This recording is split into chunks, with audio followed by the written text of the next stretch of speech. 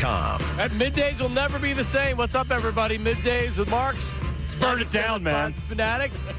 Happy New Year to everybody out there as we say good morning to Ray Dunn. Happy New Year, Ray. Happy New Year, Johnny. How about that? And we say good morning to Jason Martinez, who never shuts up when we try to start the show when I try to do the introductions. He just talks over me. You're like the worst.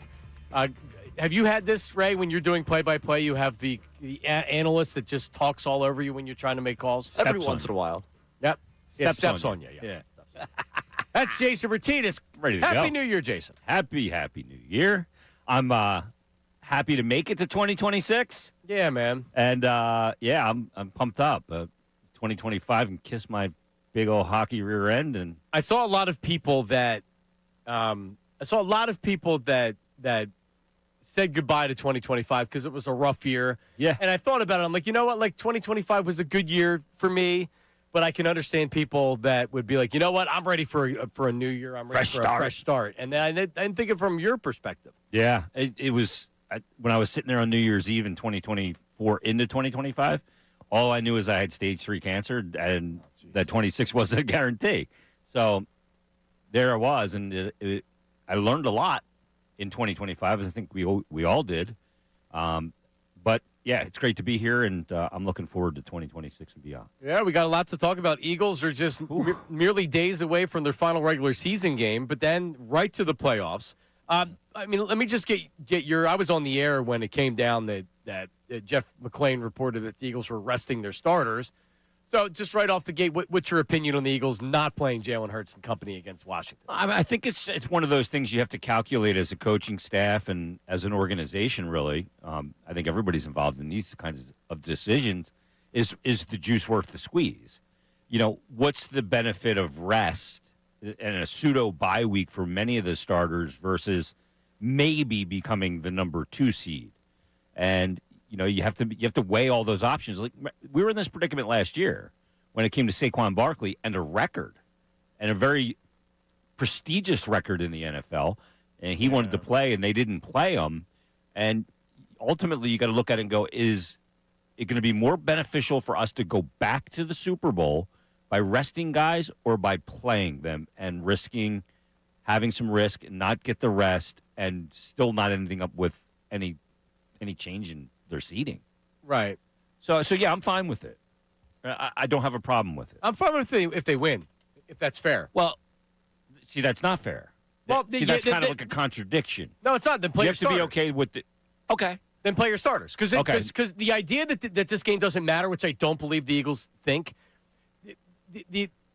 it's not guaranteed that the Bears are going to lose to the Lions. In fact, it's more likely they beat the Lions and they don't beat the Lions, which makes this conversation completely irrelevant because the Bears have to lose the game for this game to matter for the Eagles. Yeah. Otherwise, they're the number 3 seed. And you have no trust in the Lions. I don't. Which is part of it. But also, I mean, I don't think that this is a lock Bears win. If this was the Broncos are playing the Chargers are resting their starters. Broncos aren't losing that game.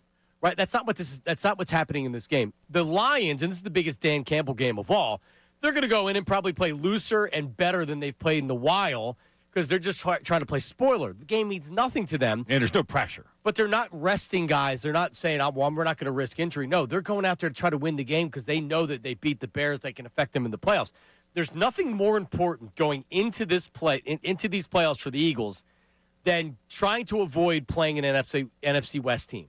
If you're the number 2 seed, you're playing the Packers, and you will beat the Packers. Yeah.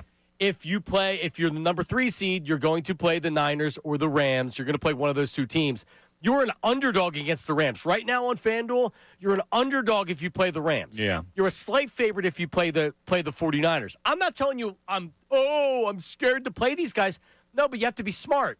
If the opportunity is to win a game and then you're playing the Packers, I want to play the Packers. Yeah. Well, absolutely, because you saw how Jordan Love reacts to a Vic Fangio defense already this year. That's number one. And you're right. They may win the game because look at the opponent. They have packed it in hardcore. They've totally checked out, the Commanders. Josh Johnson is starting on Sunday, and we know what happens when he plays. Yeah, he's that bad. Oh. So, see, here's what I think, Ray, and tell me what you think about this. I think the Eagles, there's a lot of factors here. Jason has alluded to some of them. That, like, A, we're not guaranteed the number 2. If this was a win in your number 2, I believe the starters play. Agreed? Totally agree. Totally. If there's that much skin in it, then absolutely I agree with But a lot of it's out of their control. Yeah. I also believe the Eagles think that they're going to beat the Commanders with McKee and the backups anyway. I don't think the Eagles would go into this game and say, no, we're okay with losing, and if we're the number 3 seed, Not going to wave away flag. Right, what's your opinion on it? Yeah, it's not Nate Sudfeld walking out there for you. I mean, you got Tanner McKee, and I think you have a chance to win that game. Plus, we all watched Josh Johnson 2 weeks ago, and I watched him on Christmas. He's been around forever. Yeah, he's been around far too long, almost.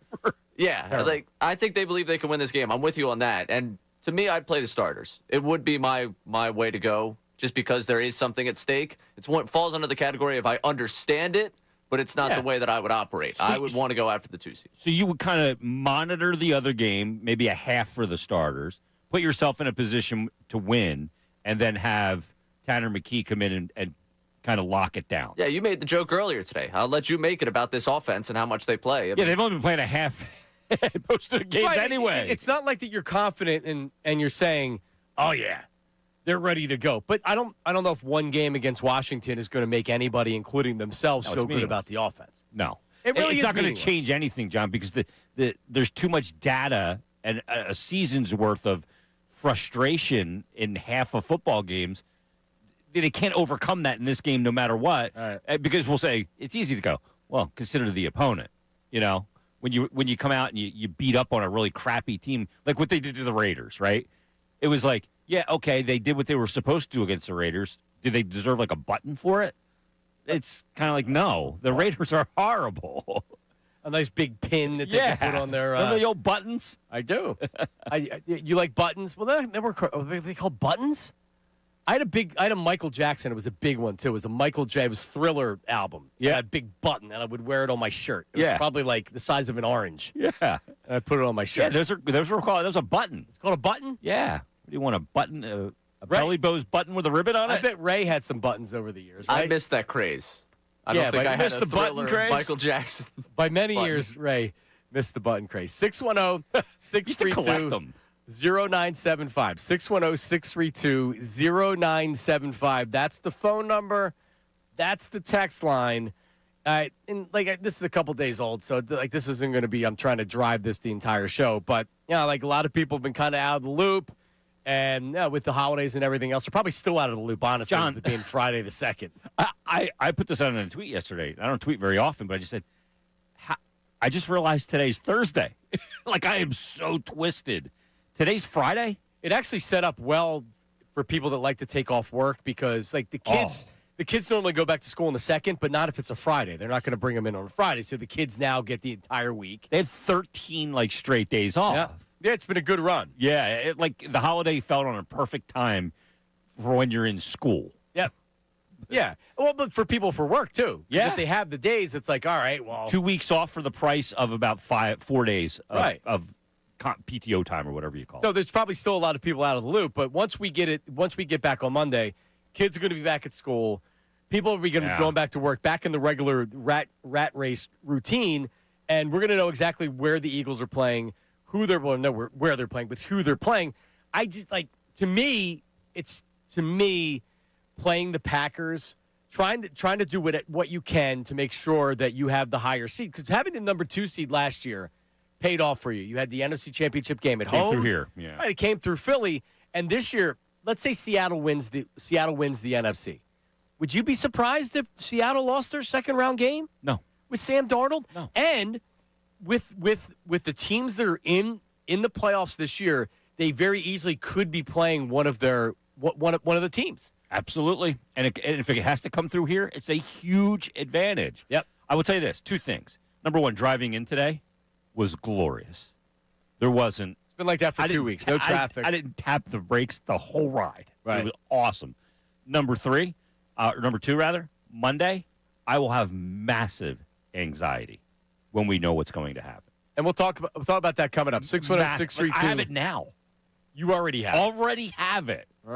Just from all these years of doing this and knowing what's at stake. We'll explain it coming up. We'll talk about it on the other side. 610-632-0975. And your confidence in the Eagles, not just confident in their chances, but confident in this team as the playoffs get started. We'll get into that coming up next. Your phone calls, text messages, etc. Middays with Marks, 97.5 The Fanatic.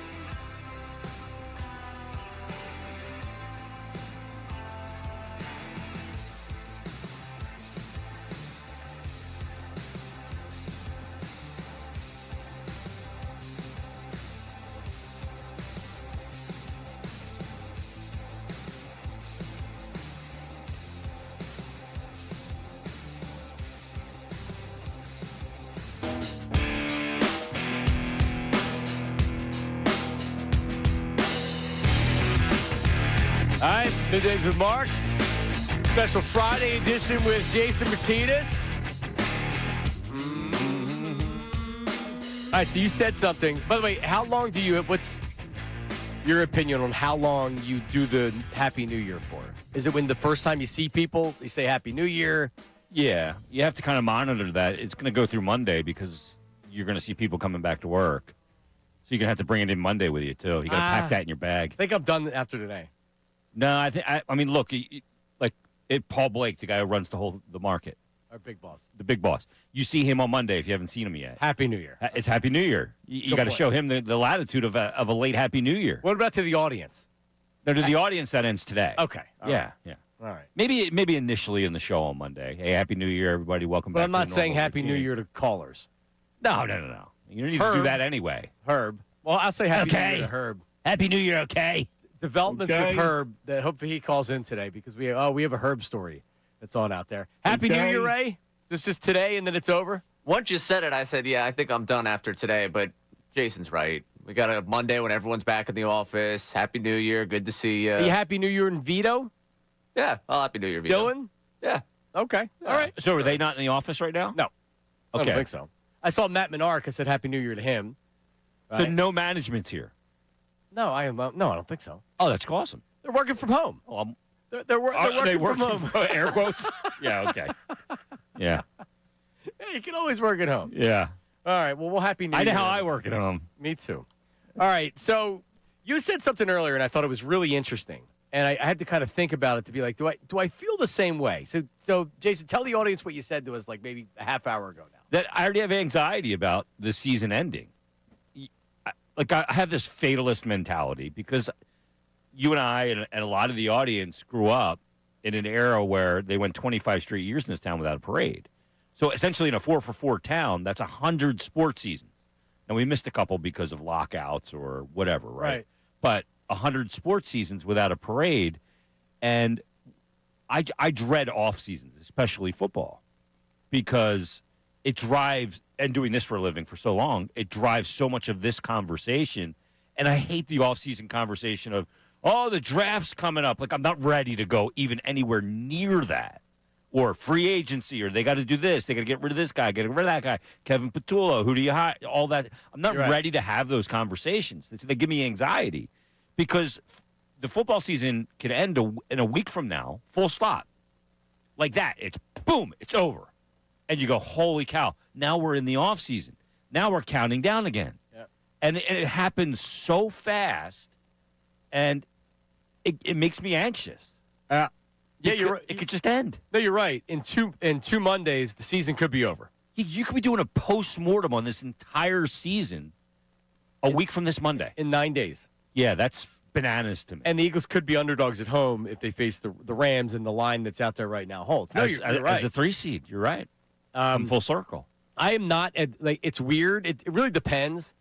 With the Phillies in the playoffs, it's give me the puke bucket, high anxiety. I don't enjoy it. I literally don't enjoy it. I feel like I'm going to throw up because of that. It just the games are so like every pitch puts so much into it too all year. Yeah. And we were saying this when the Phillies lost and Kirkering throws the ball away. I remember reacting like, holy bleep, the season's over. Like, just like that. They're not even getting a fifth game. Just like that, the season's over. It's done. Oh, my God. Like, I just, and it hits you hard. There's an emptiness that hits your belly right away. I don't think I have the anxiety of that, because it doesn't feel real yet. And that's what it would be like. Well, yeah, it's going to be real quick. Real quick. Yeah. I think also coming off winning a Super Bowl, it takes less of because like you were saying earlier, I never thought the Eagles were ever going to win a Super Bowl in my life. And when they won one, it was like, oh my God, it's a feeling that you don't even know what to do. Yeah. Still haven't processed it. It takes a couple years, but then you don't win another one. But then they go back to a Super Bowl, they lose, they go back to the Super Bowl, and then they win. It's a weird feeling to kind of be this elite team in the NFL just because it was always they were good but never good enough. They had talent, they should have won. Buddy Ryan, Rich Kotite, Andy Reid. Yeah. Then you win with Nick Foles. So maybe that takes away some of the anxiety. But you're absolutely right. In 9 days, the season could be over, and I don't think people are prepared for that. No, they're not. Whether you won a Super Bowl last year or not, you're not ready for the offseason. Not when you came into this year with, some people were saying, is this roster better than last year's? Or, is the defense better than last year, which I think you can make the case. You can make the case there, yeah, and I think you'd make the correct case. But the offense, in total, they're not as good of a team, at least not right now. But that playoff experience and being a team that's gone through it on more than one occasion, gone to 2 Super Bowls and won one of them for the most part, the core of the team, that part makes you feel pretty good and pretty confident. But, yeah, I'm not ready for an offseason. I'm just not. Yeah, and you said this too, and it's interesting because when your team stinks, you know it, so you are concentrating on draft picks. The year that Doug almost screwed up the Washington game at the end of the year where it's like, you got to get him out, you got to lose this game. Yeah. And it looked really bad. We were worried about losing that game because we wanted to see the higher draft pick. Yeah. So there are teams, when your team stinks, it's like, we want the third pick, not the slow fifth walking pick. to the offseason already. The coach needs to be fired. The offensive coordinator needs to be fired. Yep. We're not focused on anything except for what's going to happen in the playoffs. And it's a matter of how confident you are in this team going into the playoffs. I'm going to ask Ray Dunn. Ray, and let's just assume, I don't know, I don't even care about the seeding, whether they're 2 or 3. It's more likely they're going to be 3 than 2. But regardless, how much confidence do you have in the Eagles as we head into the playoffs? Little. Yeah, I mean, like symbol size? This is a defense that I think could carry you to a championship. The issue is I've seen them turn it off entirely offensively. Too many halves this year to go in confident saying, hey, yeah, they're going to run 4 games in the postseason, be able to win those 4 games with that style and win another Super Bowl. I mean, it's just not the way the league's built. Little confidence. Yeah. Could you have less confidence? Yeah, I could have less confidence. Okay. They didn't have this defense. Like, I guess I'm comparing it also to what I felt last year going into the playoffs. Last year going into the playoffs, I felt this is the team that everyone else has to beat. I did This too. year, I go The in offense there. was magical last year, though, right? Everything was. Yeah.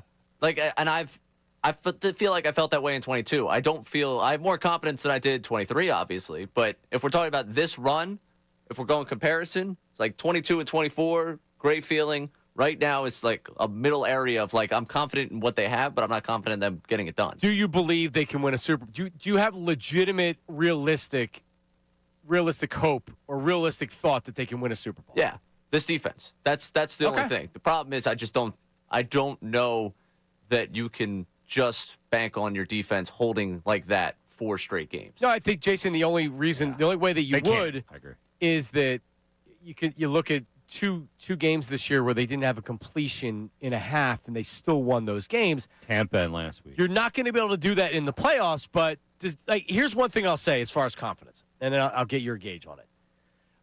I believe, and I don't think that they were necessarily sandbagging everybody by, like, we're not going to show anybody anything, and we just want to keep this vanilla offense, and then we're going to explode in the playoffs. I don't believe that. This is going to look different in the playoffs because Jalen Hurts is going to be running, dual threat. It is going to look like a different offense. So the offense that we've seen, I do have a legitimate amount of confidence that you're going to see a different offense come playoff time. I agree with that. I absolutely agree with that because I think Jalen Hurts in a win or go home scenario is wired different than he has been all regular season. So yeah, I do agree with that. I think that we're going to see a guy that's going to be more risk averse and put the ball in peril if he has to. Again, I worry about play calling and play design, but the quarterback, I mean, to have 2 occasions in one season where he doesn't have a second half completion, It's almost impossible. and you win both those games, by the way, That is almost impossible. it hasn't happened since 1995, I think, to not have a completion. That was 1987. It was the Is it Patriots. 80s? That's right. It's New the England 87 Patriots, Yeah, like 87. Steve Grogan. A bad quarterback and a bad Bad. offense. Horrible. Yeah. They went to the Super Bowl in '85. That was completely out of nowhere. The Patriots then sucked. It's almost 40 for years. decades. Yeah. I mean, we think of the Patriots now differently. But, yeah, I mean, to do that twice in one season, and you look at the play calling. I went back through the play charts of those 2 games in the second half. The 3 and outs are hideous. It's like 3 and outs, 39 seconds off the clock. 3 and outs, 25 seconds. So you're just pounding your defense They'd back be out there better off not calling plays and just telling Hurts to Healing do it. whatever the hell he wants. and running the clock. Do whatever he wants. Just go in the backyard Yeah. and just run around. But I feel like mildly confident going into play. Like I listened to Tom Brady last week, and he certainly had some confidence. Yeah, and Called him the best team in the NFC. and Tom Brady's a lot better than I thought he was going to be. I didn't like him at first. He's actually pretty good. He's a bit of a throwback to me. He sounds like a throwback, like orally, like sonically, and the way he talks about the game. Obviously, he's got cachet coming out to his rear end. Tom Brady, right? Yeah, I mean, look, the career speaks for itself. But I think he's done a really good job of finding his way to articulate Better his than Tony points. Romo. I like Romo. Here we go, Jim. You do. You like no analysis. Well, I You just like grunting and groaning. to me, the thing I like about Romo is the enthusiasm. He makes me want here we go. Like the whole thing sounds fun to me. Yeah. Yeah, it's lots of fun. When you listen to some announcers, you listen to them and you go, "Oh, the game feels big today." When that guy's doing it, when Chris Myers is doing a game, you feel like you're watching a Friday Night Lights game. Dick Stockton. Yeah, oh my God, Kenny Moose and Goose. Right, yeah, that's a bad. Rest in peace, by Yeah. the way. Goose. 610-632-0975. Someone said the Eagles are the best team in the NFC. Also, here's my question. Maybe we could put this up on YouTube. There, Dutz in the back, Brandon Dutz in the back. Do the Eagles have as much of a chance as anybody in the NFC to win, to go to the Super Bowl? Do you give them as good of a chance as anybody in the NFC to go to the Super Bowl? Well, let's analyze the field. Think about it. We will. Yeah. That's coming up next. Middays with Marks, 97.5 The Fanatic. Now on 97.5 The Fanatic Sports Update. Regular season finale. I'm Ray Dunn with this Fanatic Sports Update, and it's brought to you by Morgenstern Hair Restorations. Great teams stick together, and so does great hair. Morgenstern Hair Restoration Championship results. Visit morgensternhair.com or call 610-980-4000. The Eagles play the Commanders on Sunday. We'll be resting a number of their starters, including quarterback Jalen Hurts. That opens the door for Tanner McKee to make his second start. He was asked about that at his locker earlier this week. But, I feel like each week leading up, I've been preparing like I'm going to play in case I do. And so I feel like the preparation's been pretty similar. It's nice to get more reps in practice, obviously. But yeah, just really excited for the opportunity. Looking at the injury report yesterday, Jalen Carter and Kobe Dean, Dallas Goddard, Lane Johnson, and Jalen Phillips all did not practice. Birds, Commanders, Sunday at 4:25. 76ers won 123-108 over the Mavericks last night. Back-to-back wins for the team with the big three all active and playing together. They'll play the Knicks at Madison Square Garden tomorrow at 7:30, and the Flyers have the Oilers tomorrow at 3:30. You can listen to both those games right here on The Fanatic. This update's also brought to you by Positive Coaching Alliance. Questions about youth or high school sports? Positive Coaching Alliance can help. PCA, a national nonprofit organization, develops better athletes and better people through youth and high school sports. Info at positivecoach.org. I'm Ray Dunn, your home for the Sixers, Flyers, the best birds talk. 97.5 The Fanatic and 97.5thefanatic.com.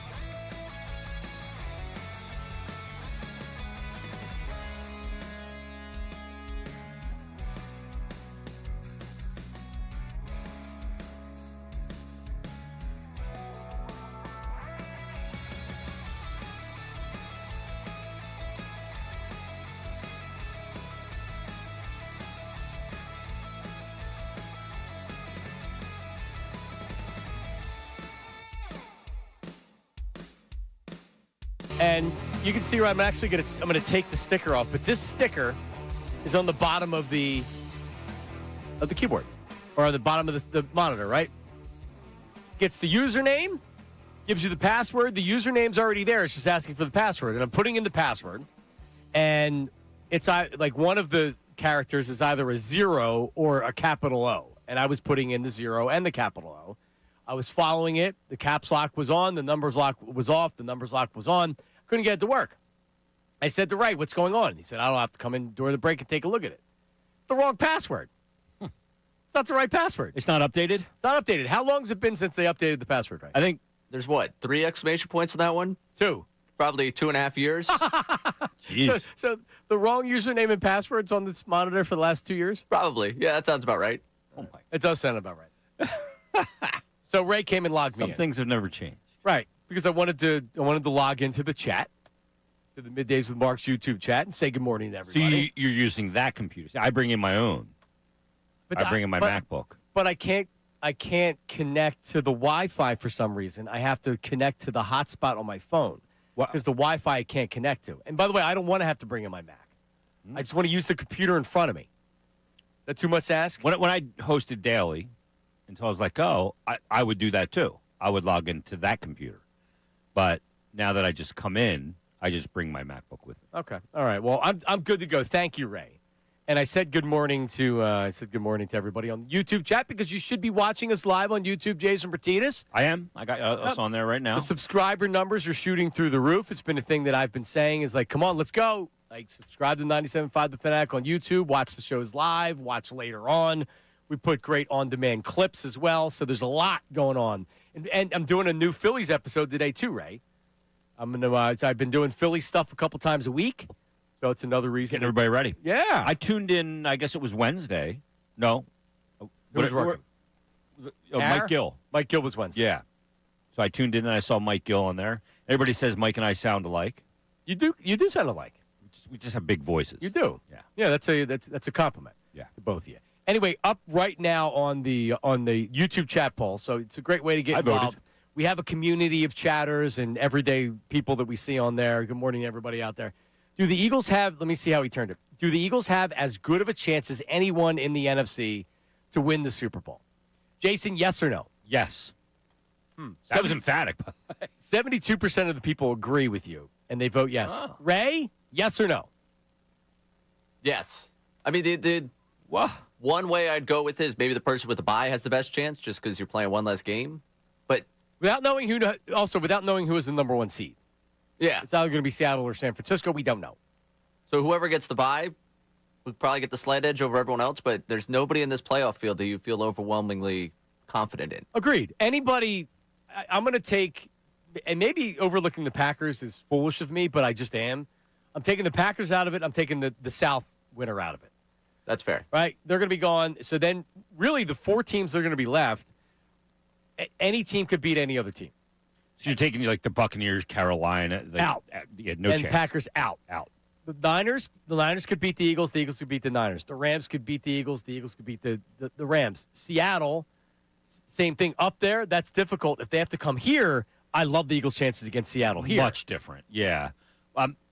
With the Rams, they're the one team that concerns me a lot because they are playoff tested. They have a quarterback that's won a Super Bowl.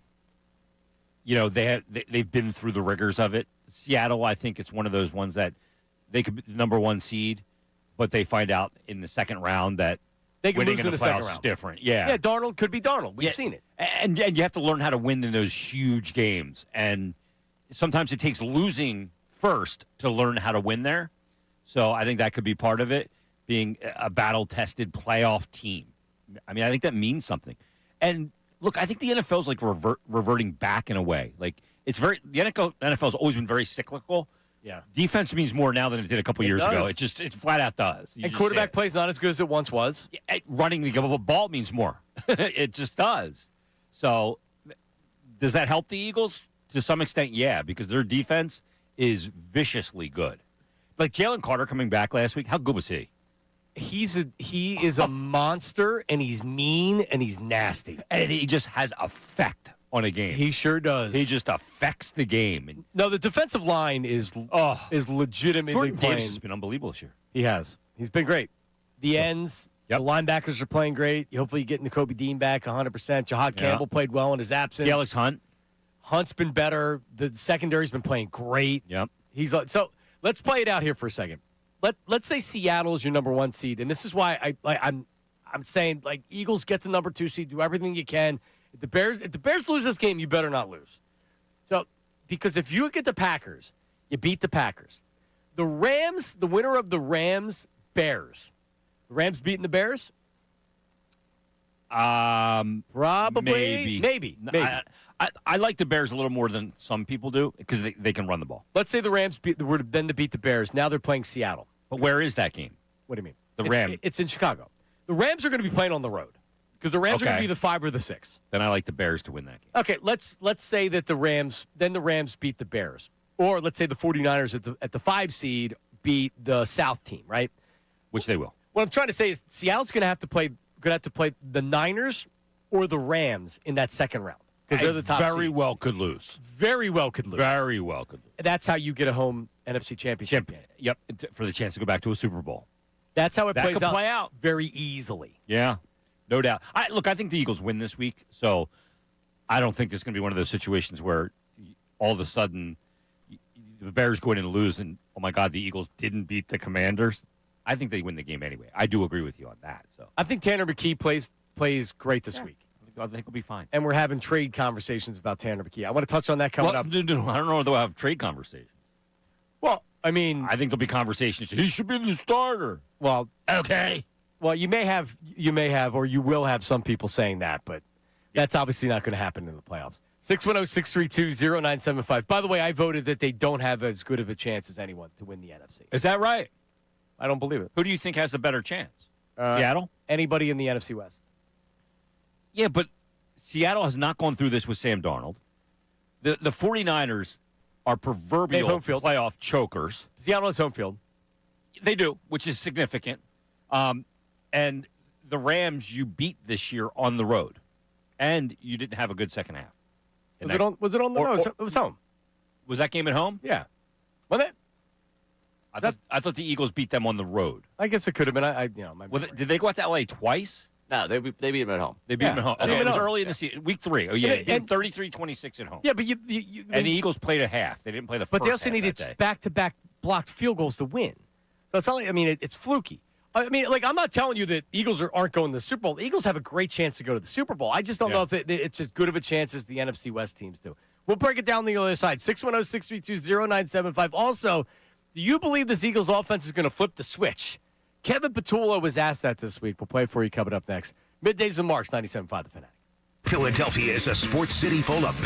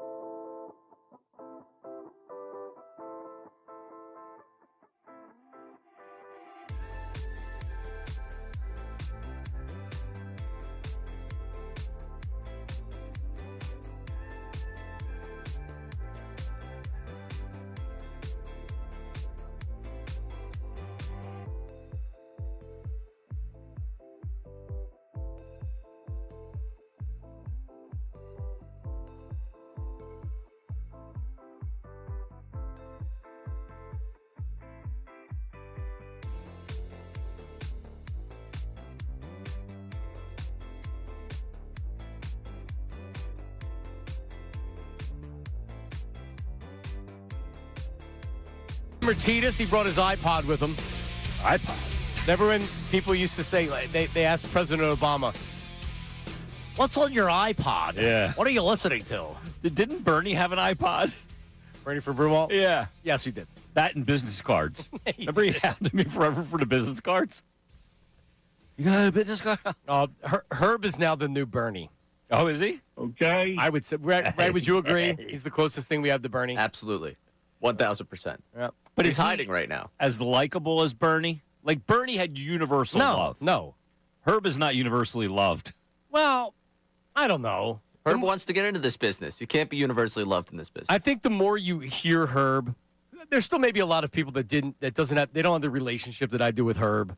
Like even you, the first time you had him on, I was like, no, be nice to Herb. Don't be nice to him. He can't help myself. I know, but you have to be nice to Herb. No, he's not Bernie. I don't think he's trying to be Bernie.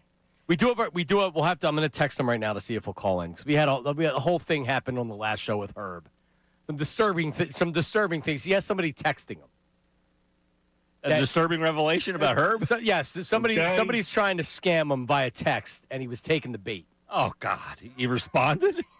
So they hacked his whole iPhone now. No, he's not on an iPhone. He's on a Nokia Flip. No, he's on an iPhone. He's on a Nextel wireless one. He is walkie-talkie phone. He has an iPhone. iPhone 4.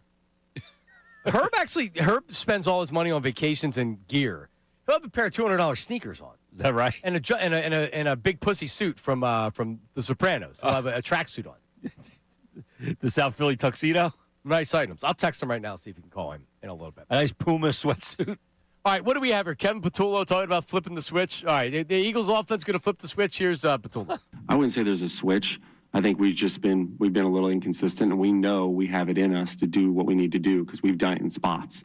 And that's what we got to really lean into and press into and be detailed and do what we have to do. All right, there you go. In other words, I have no answers. Right. I'm saying There's nothing. not even a switch. I see. Not Dr. Mike the Switch. Is that his name, Ray? Dr. Mike the Switch? No, not Dr. Mike the Switch. There is no switch. There is no flicking the switch. Kevin Patullo is as inept as you think that he is. Yeah. He will not be the offensive coordinator next year outside of them winning the Super Bowl. And even then, I have real questions if I guess he would keep his job. He won't. He'll be the offensive quality control coach. They can't demote him. They're not going to demote him. They're going to call it a promotion. They'll only demote him if they say they demote you. Assistant head coach. Well, they're not going to make head him coach, offensive quality control. No one's hiring you from there. Who's hiring him? Bishop McDevitt? Do you remember a couple weeks ago how some idiot on some blog said that, they're like the Giants are going to interview Kevin Patullo and like these teams could be interested. It's like, no, they're not. No. There's nobody interviewing him for a head coaching job that's legitimate. Nobody. No. If they're interviewing him, it's just to get intel. Right. Yeah, it's not. No one's hiring him to be a head coach. Yeah, there's nobody going to consider him. If you watch the Eagles offense, there's nobody saying like, I got to have that guy. If you're the athletic department of your alma mater high school, are you hiring him? I'd consider it. I'd give him I an would interview. not. I'd consider it. Is he coaching St. Joe's football? St. Joe's Prep's a big I program. know. And he's not. I know Marty Morningweg's kid went there, right? Skyler. Yeah. Yep. So no. So did DeAndre Swift. Yeah. So did a lot of people. John Runyon's kid went there. They have real NFL Good program. talent. Yeah. Probably not. And Runyon's kid went to Michigan. He legacied. Correct. So He did. As far as flipping the switch, I do not believe that. If anything, the offense produces better because it's more or less, all right, there's no restrictions. We're just going out there and more or less if this offense in the playoffs, because the defense can't carry them. This can't be you're winning 15-10, you're winning 19-17. In at least one of these games, you're going to have to score in the 20s, maybe the 30s. Might be San Francisco. Okay. Might be the Rams. You're going to have to score some points. If that happens, it's going to be because Jalen Hurts is special. Not because Kevin Patullo figures it out and has been holding back on what he's trying to do with the offense. That's a bunch of crap. It's because Jalen's running around playing backyard football. Yeah. And look, he's done that this year at times. He has. We look at the game against Minnesota or, against the Giants. Now, both those teams stink. But they did put up 31 against Tampa Bay in 110-degree heat earlier this season. They put up 33 against the Rams. It's not all offense. They got some help defensively to score at times. But they can score. They just don't do it consistently, so you don't feel like they're going into this game going, Well, I know I can bank on 24 points. Like you can lean on the defense. Yeah. You can lean on the defense. Yeah. They're that good. And the defense, too, John. The thing that's amazing about them is some of the turnaround that they've gotten. With the offense being inept as they are in second half sometimes, the defense is just getting trotted right back on the field. And there's a cumulative effect of that, obviously, in game. And they also still are stingy. And also mentally, right, going back to that Chicago game, the defense, everybody remembers, and I was doing this, and then you pointed it out, and you were right. Everybody thinks that game they just got absolutely bludgeoned and gashed. It didn't start until the tush-push fumble, which was the middle of the third quarter. Yep. And it's like the bubble burst when that happened. They drive right down the field, and the defense is like, Jesus, what else can we do? Yeah. Like, literally, you guys are going 3 and out almost every time. Do something. We're bailing you guys out. A bunch of turnovers that game, too, right? And they kept holding them. And finally, the bubble burst, and they were just like, what else can we do? We can't do it anymore. And then they ran the ball down their throat. Yeah, there's two fourth-quarter touchdowns. Right. From Chicago in the game that makes it look like, that they just were manhandled. And there was 200-yard rushers. They just ran it down their throat. They were just out of gas. Right. Out of gas completely. But that's also been. I had some guys in the YouTube chat giving me a hard time because I said that it was fluky to block 2 field goals in a row to win that game, and they said, well, it's fluky for the offense not to show up for a half. No, it's not. That's happened all year long. It happened the week before. They scored 21 points against the Cowboys and didn't score another one. Right. It's literally happened, not every week, but you can go back. If I went back and looked through all the games, Ray, you could probably go, even if they scored points, it was like the offense was almost a zero, the offense was almost a zero, the offense was almost a zero. They've been doing it all season long. Well, the 3 games leading up to that, Green Bay, they scored 10 points. Detroit did 16. Yeah. Then they scored 21 first quarter half points against Dallas. Don't score again. And then you go into the Bear game. Let's go to Ish. Ish from Levittown. Ish, Happy New Year, buddy. What's up? Happy New Year, guys. Johnny. Real quick, Johnny. I'm glad you have a show. I really love your show, man. And it's like sitting at a lounge at a bar. I just love when you guys talking sports. It's like so relaxed there. It's not just sports y'all talk. Y'all talk about life, so I can relate to what y'all. Ish, I'm trying to do a radio show, brother. You know what I mean? A radio show isn't just sports; it's a little bit of everything. So I appreciate that you recognize. Ish, I've been Thank you. I really appreciate it. trying to relate to you for years, and I can't relate. Jason, I have a question for you. I have two quick questions. Jason, what's up with this backup goalie situation? I feel like every time they put Irsay in, it's not going too well. Do you think? Yeah, Sam. Yeah. Do you think they'll go out and get a backup goalie? During the trade deadline? Jim Irsay, we lost him in 2025. John Marks. What's up with the backup goalie, Jason? He's been inconsistent. He hasn't been good enough. And the question is what's out there? I mean, is there really you're in a 32-team league? There's not. Well, see, I can't backups. answer that question. So that's why you're the expert. Yeah, and are you really going to give up something to get something? Probably not. At the trade deadline, will there be a team that maybe has a backup goalie that makes a little bit of money and they would just like to move on because it's the final year of a contract or anything like that? He's in the final year of a deal, but it'll be restricted. I think there's a better chance of seeing the goaltender that's in Lehigh Valley than somebody traded for that. All right, there you go. What's your football question? And just with the Eagles, my only fear is, the fans, they love backup quarterbacks is when he comes in, I just don't want them to say, let's start Jalen, the backup quarterback over Jalen. But I think we can actually win this game. I think Tanner will go in there and actually have a good game.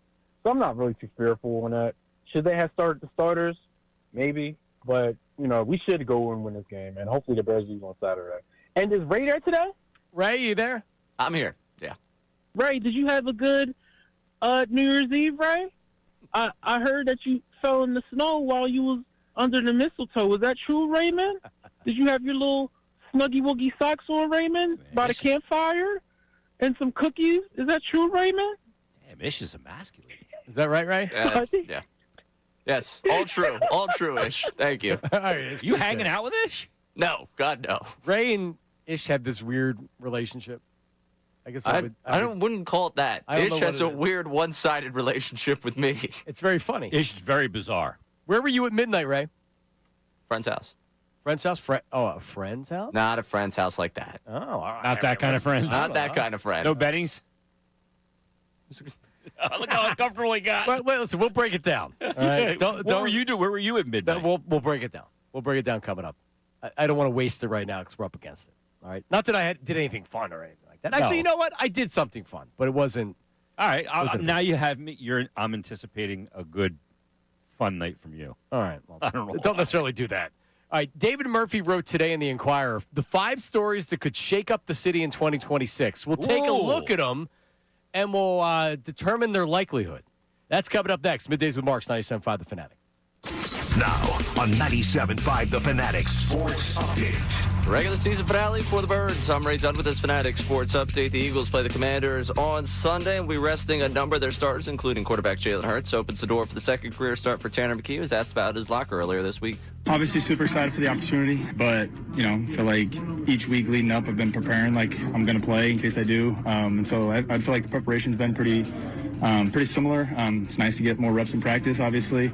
But yeah, just really excited for the opportunity. Speaking of practice, Jalen Carter, Nakobe Dean, Dallas Goedert, Lane Johnson, and Jalen Phillips all did not practice yesterday. 76ers yesterday won 123-108 over the Mavericks. Back-to-back wins for the team with the big three healthy and active. They'll play the Knicks tomorrow at Madison Square Garden at 7:30. The Flyers have the Oilers tomorrow at 3:30. You can listen to both those games right here on The Fanatic. This update is brought to you by Mothers Against Drunk Driving. For victims of drunk and drug driving, your grief is unique, but you are not alone. You always have a place at MAD. Call 24-hour victim hotline 877-MADD-HELP or visit MADD.org. I'm Ray Dunn, your home for the Sixers, Flyers, the best Birds talk in town. 97.5 The Fanatic and 97.5thefanatic.com.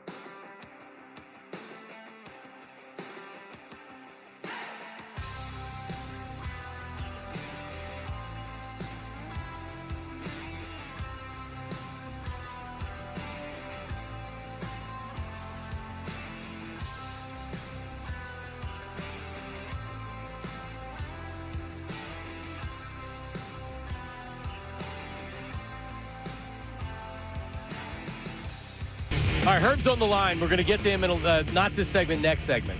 And we'll explain what's going on with Herb. Happy New Year to everybody. As the Sixers win last night, Flyers won. It was back-to-back New Year's Eve. They lost to Calgary. They won the night before New Year's against Eve. Vancouver. Yeah. Yeah. They had a good game against Vancouver, Yeah. and then Calgary blasted them on New Year's Eve. 76ers won last night. Another win on the road against the Mavericks. That was a road win last night, right? Short road trip? Yeah, Yeah, they're all on the road. It's Disney Disney on on Ice, Ice. right. Yeah, I love this time of year because you get those late night games.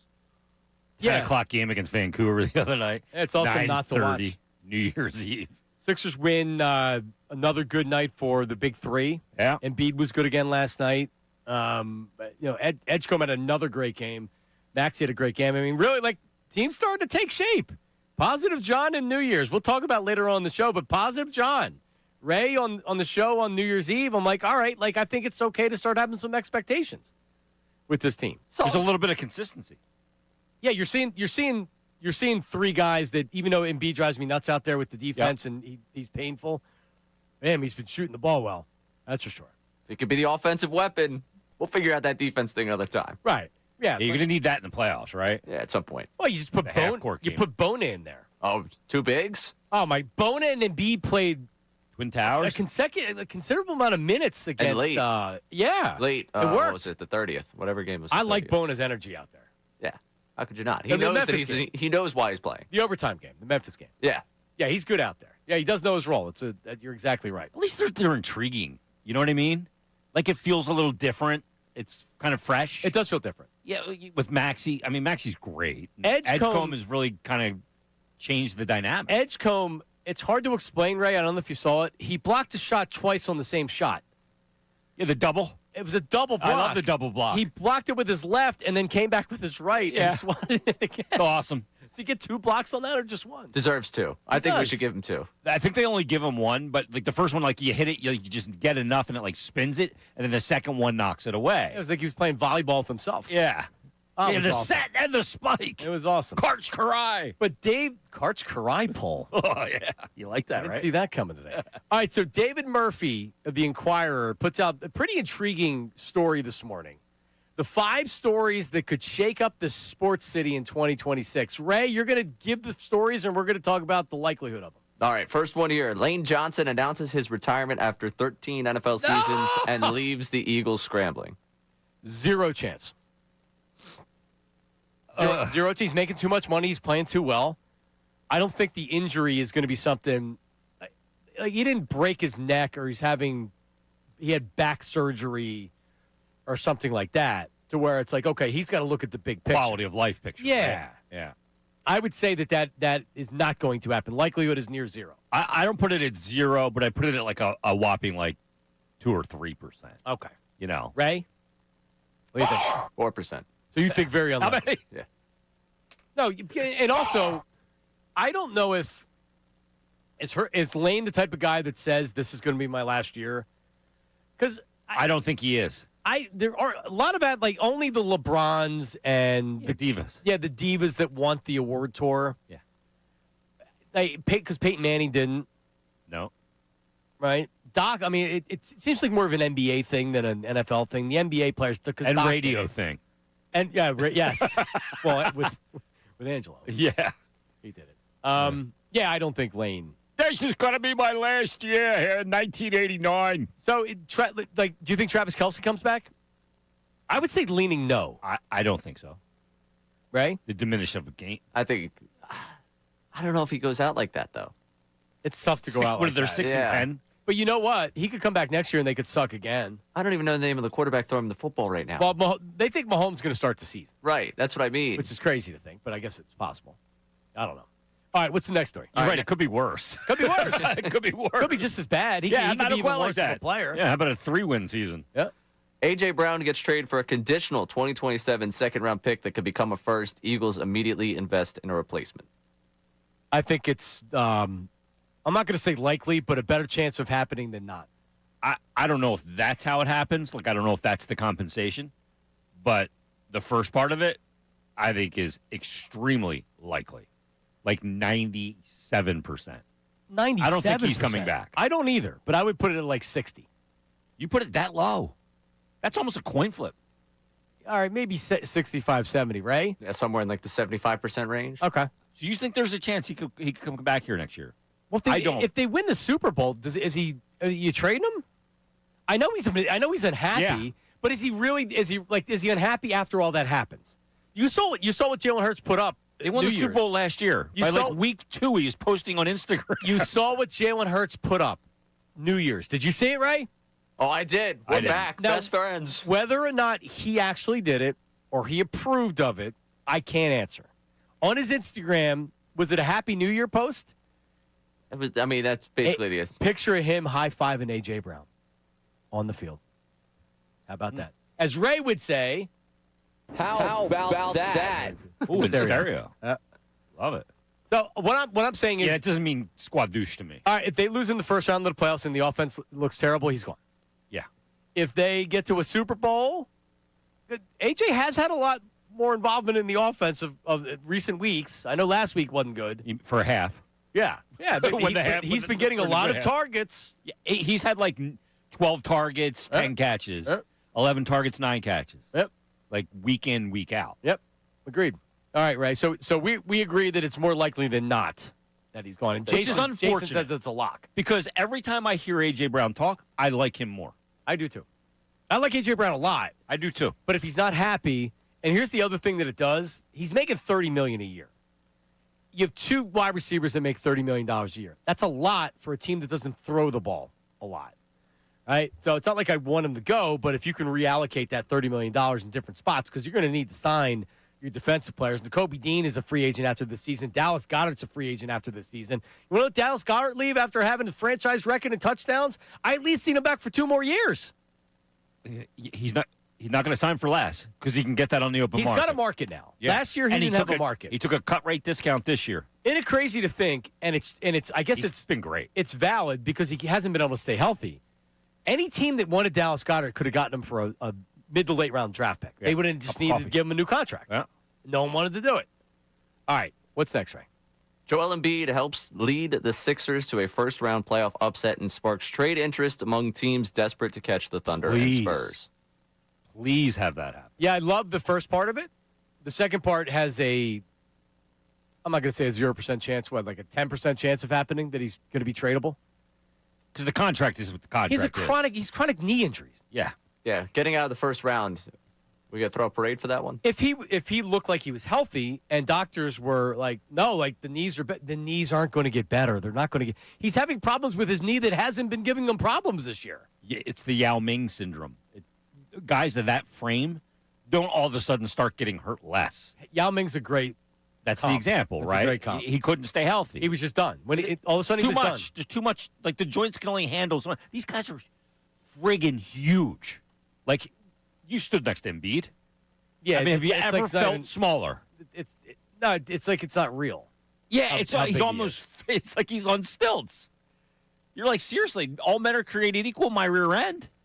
Yao Ming at age 28 played 77 games. He didn't play it all the following year. He played 5 games in 2010, 2011, and his career was over. Yeah, done. And he went from, and if you look at he played a lot till he didn't. Then he played 57 games, 48 games, 55 games, 77 games, and then he was out. He played 5 more games after that. Once, and his was an ankle too, wasn't it? Didn't he have something with his ankle or his foot? I don't even remember. It was definitely, yeah, it was foot. I think it was the Yeah, it was the foot. And Mr. NBA comes in and brings his kind of knowledge. Yeah. But like on those big frame guys, it's not all of a sudden going to go, I'm good. Yep. So you think, Ray, what do you think about this? I think there's a chance they upset someone in the first round if he stays healthy. I don't think he gets traded, though. Yeah, I mean, when we were talking about There's a chance he expectations, there's Because there's always teams in the NBA that think that, I get one season out of them, I can win. there's a Yeah. sucker out Yeah. there. There's it's because there's so much arrogance. Yeah, okay, you got me there. I can manage him and blah, blah, blah. He'll be fine. Yeah. He'll be all right. For 1 year and cash in all your chips to try and win a chip. But the expectation we were talking about earlier definitely is, no, this team should win a series, and let's see what happens from there. The way they're playing right now, the absolutely. the talent that they have. Absolutely. Imagine how horrible it would be, though, if you did trade him and he won a championship somewhere else. It'd be. I don't want to use the word fluky because I used it fluky, but yeah, like he goes to Miami and Miami is somehow set Yeah, up they with that. assemble something up, and boom, he wins, and he's got a title, and it doesn't happen here. And you know all the things that he'll say. Oh, he would love it. It'd be yeah. like Donovan winning a title somewhere else. That would have been like the fate worse than death. It really would have been. The passive aggressive in the rear view would be so horrible. Oh, my God. All right, what's next, Ray? Eagles hire Shane Steichen or Mike McDaniel as offensive coordinator. Wow. I don't believe either coach will be available. I don't think Steichen's getting fired. I don't think McDaniel's getting fired. If he does get fired, he gets a head coaching job. Yeah, they just don't jump back here. If Steichen gets fired and doesn't get any sniffs, yeah, there's a good chance he comes back here. Also, he may get head coaching opportunities. Maybe he doesn't. Maybe he sits out a year. I think that there's a decent chance that Steichen, if he were to get fired, comes back here. I just don't think he's gone. Why wouldn't you hire Steichen? Truthfully, like as a head coach somewhere. Daniel Jones got hurt. Well, you got to see how many jobs are open. Right. Yeah, he could. I would consider it for sure. He's shown me enough to where I would at least interview him. Right. I just don't see the logic in them moving on from him. I don't think they will. Would Buffalo, if they had a first-round exit, move on from McDermott and hire an offensive coach to get the quarterback under control? See, I think Buffalo needs an alpha head coach. But an offensive mind. Absolutely. Because the quarterback needs guardrails. Yep. Well, you need somebody to come in and change, because for all the talent that they have, all the talent that they have on the team, to not have made a Super Bowl is outrageous at this point. And it goes where it goes on the head coach. Yeah. That's the first thing that you do is you get a different head coach, because they've had Joe Brady and Ken Dorsey, and they've had offensive coordinator after offensive coordinator, and it just hasn't worked out. But the head coach has to get the quarterback to be less risk averse. Like some of the plays against the Eagles, like that sack he took by Alex Hunt, inexcusable. I mean, I literally said, I'm watching the game on my side. I said, what an idiotic sack to take. But he's great, but he just thinks he can do too much. But he's great. But the double standard of judging and talking about Josh Allen and doing the same with Jalen Hurts and some other quarterbacks is ridiculous. Because he doesn't win. He never they're not doing a show on Monday about how Josh Allen isn't a winner, and Rex Ryan isn't coming on being like, oh, that kid's not a winner. Yeah. You don't make plays in that situation. No, they don't do that. They just gloss over the fact that they lost. Yeah. And listen, I think Josh Allen's a great talent. I love Josh Allen. He's a great player. With the right coach, I think he'd be sensational. All right, what do you got, Ray? All right, last one. Bryce Harper takes another step backward, as do the Phillies. See, now you're giving me more anxiety. I'm supposed to come in here and not get anxiety. So a step backwards would be getting swept in the playoffs or losing in the wild card round. We're not making it? Or not making it. See, I think that there's still a playoff team that just loses in the playoffs. Is that a step back? It's not good enough. I mean, seriously, other than going back to a World Series, is anybody going to be happy? No. Losing in the NLCS to some team, is anybody going to be happy? No, I'm not. They won one playoff game last year, and Dave Dombrowski. Fine line. Well, he was celebrating it. We have a good club. Yeah, they do have a good club. Is this a good rotation? All right, Ray. I'll say this. All right, there's more of a chance that the Phillies this year slide back and only win in the 80s and are in the mix to be out of the playoffs than there's ever been. I'm not telling you I have 88, 86, 86. I'm not telling you I have a super duper amount of confidence. Let's say Chris Sanchez comes out this year. All the starts that he's had, all the great pitching that he's had. Right now, if they lose a starting pitcher, if they lose one of their top starting pitchers, trouble. They're in big trouble. Yeah. Because Luzardo right now he's good, but Luzardo, you have Sanchez, you have Nola. They're your top three. We don't know when Wheeler's going to back. I don't know what Andrew Painter's going to do this year. He sucked in AAA last year. I have no idea. Taijuan Walker? Ray, what do you think? Yeah, I still see him as a 90-win team. I mean, I think I look at the top-end talent on this team in a regular season and what they have in terms of rotation. I know we can question what 4 or 5 is going to look like in this rotation. There's a lot of teams in baseball that are questioning what 2-3 looks like in their rotation. What 2-3? Yeah, but is their offense better? It's good enough to I feel like the big question with the Phillies is it enough to win in the postseason versus is it like this offense is enough to get you 90 regular wins season win? Yeah. Okay. All right. But the question is again, will you have offense when it matters Right. most in the offseason. Will it be clicking? And that's been a huge issue. Turner, Schwarber, Harper, boom. Who hits 5? JT? Marsh Or is he again. further down? Marsh? You want JT All at right, Marsh. 7? Yeah, Marsh. Marsh is your 5-hitter after Bohm's your 4-hitter. Yep. And JT's at 7. Lose a starting pitcher and have that lineup. That's how you don't win 85 games. All right, they have a good bullpen. And you don't even know what Wheeler's going to be when he does come back. I don't know when he's coming back. I have no idea. He posted a picture on New Year's Eve from New York. I saw that. Somebody took, I believe it was Pat Egan, said it was weird that John Clark was even posting the picture. Is that what Pat was talking about? I believe so. Yeah, Pat's been on a bit of a crusade on the Why? John Clark posting players' content. So John Clark is a reporter. He's looking for clicks. He puts up on. Did he put it up on New Year's Eve or did he put it up on New Year's Day? Might have been New Year's Day, but he's been doing all like the holiday content from all the players. Like this has been something Pat has now made a recurring bit of posting John Clark posting athletes content. Right. So John Clark takes the content. He's repurposed. He's using it, but he's a reporter, so he's saying, "Here's what Zach Wheeler and his wife are doing on New Year's Eve." I don't care about that, but yeah, you have to understand that he's profiting off of the tweets and the likes and the retweets and the engagement. Yeah. You get paid from that. When you see all these people, it's like, well, why is this random person that has now built a following of 100,000 people? Why is he constantly putting these ridiculous takes out there? Because he gets engagement and they make a couple $100 a month for doing it. Yeah. Not more. Yeah. Because the more you put out, the more engagement you get. And the more money you make. Yeah. I have no problem with John Clark. He's trying to make a living. And I don't think it's weird. That's what he does. He's a reporter. Look, if that's a way to make money, go for it. Yeah. If they were paying me, I would do it.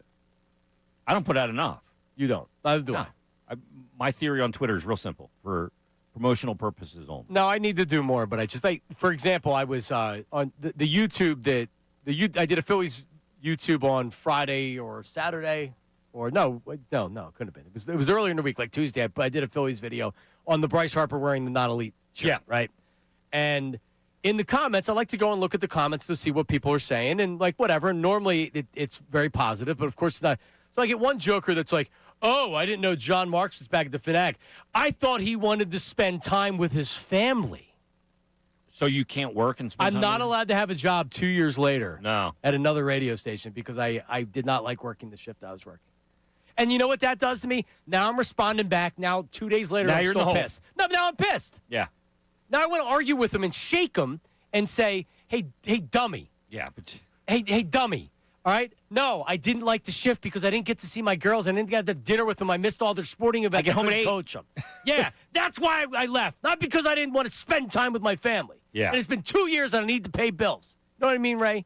Exactly. So that's why I don't engage on Twitter is because that a-hole is out there all the time. And it's still bothering you today. And it's still bothering me. Like you are so amped right now because the serotonin in your brain when somebody disagrees or does something like that, it's the dumbest take that 100 I've people heard. could agree with you. I've heard 1,000 people say that. Oh, I thought you wanted to spend more time with your family. it's Yeah. middays. I want to fight this guy. Legitimately, I want to fight him, and that's See, I get that same way. and that's why I don't want to look at. That's why when Ray's like very quick to say he doesn't look at his mentions, like Cole Ruler would be like, "Well, didn't you see what I tweeted at you?" Yeah. Ray would be like, he doesn't look at his mentions. Right. Ray knows because he sees I never responded to the mentions. Correct. Which is a good way to live because this is what happens when you look at the mentions. It is Yeah. a good way to live. I'd Because love everybody else wants to live your life. I'd love to fight this guy. Ew. Yeah. You went to the competitor. Thought you wanted to spend time with your family. Yeah, it's. Yeah, I when I would be in the, like knee deep in that, I'd want to like carry a goalie stick around and just hit people in their temple with it, All right. telling me how to live my life and how to make a living. All right, so let me do the setup for this. Herb's coming up next. Herb, if you were listening to the show on New Year's Eve, Herb sends me a picture of this woman. Got it? Dutch should have it up there. I sent it to Brandon Dutz, our YouTube producer, so he could put it up. So if you want to see, go to our YouTube stream right now, 97.5 The Fanatic. So he sends me this picture, and it said, like, how would you rate the woman? Like a nice-looking blonde woman. There's no chance that Herb's really talking to this person, right? Looks like it could have came from Google. No, it's AI. Or it's AI. I don't know if it's AI. That's like a stock image on Getty It's a stock image. of a kind of pretty hot. Yeah, like midlife. she's like an 8 out of 10, like a nice looking woman or whatever. By the way, all you have to do is go on, like, this isn't 1985 where I need to look at somebody's dad's Playboy. Yeah. See nudity. You know what I mean? Like it's out there. Fingertip away. So he sends me this, and I'm like, who is that? And he responds back with something vulgar, but then he ends up on the phone. So then we take the phone call. Apparently this woman has been texting Herb. Or, in other words, a 58-year-old man using this avatar is texting Herb. Somebody in Nigeria sent Herb this this picture. So Herb goes on to explain. Nigerian. Does not look Nigerian. Herb goes on to explain that this lovely lady started texting him a few days ago, and he doesn't know how she got his number, but he's been texting back and forth. I tried to make sure that Herb knew that this wasn't legit, and he should. And then he tries to move on to the Eagles right in the middle of it. I'm like, no. I'm like, no, there's no Eagles talk after this. Right? On the chat, somebody goes, Herb's chatting up a catfish. Want no hot dog? Okay. Well, get the update on that. Is Herb, Ray, do you say that Herb will downplay it? Because I firmly believe he still is going back and forth with this person. He's going to talk about the starters today and whether or not they should play. For sure. He is not going to engage with this conversation at all. He'll be pulling teeth to get this out of him. Yeah. The chat is convinced that you're the one catfishing him. That might be true. It would make for good content. I would never do that to poor Herb. All right, that's coming up. Middays with Marks, 97.5 The Fanatic. Now on 97.5 The Fanatic Sports Update. Rest of the starters. I'm Ray Dunn with this Fanatic Sports Update. Eagles play the Commanders Sunday at 4:25 for the regular season finale. They will be resting a number of their starters, including quarterback Jalen Hurts. Tanner McKee going to get his second career start. Was asked about his excitement for it earlier this week. Obviously super excited for the opportunity, but, feel like each week leading up I've been preparing like I'm going to play in case I do. And so I feel like the preparation's been pretty similar. It's nice to get more reps in practice, obviously. But yeah, just really excited for the opportunity. Speaking of practice, Jalen Carter, Jacoby Dean, Dallas Goedert, Lane Johnson, and Jalen Phillips all did not practice yesterday.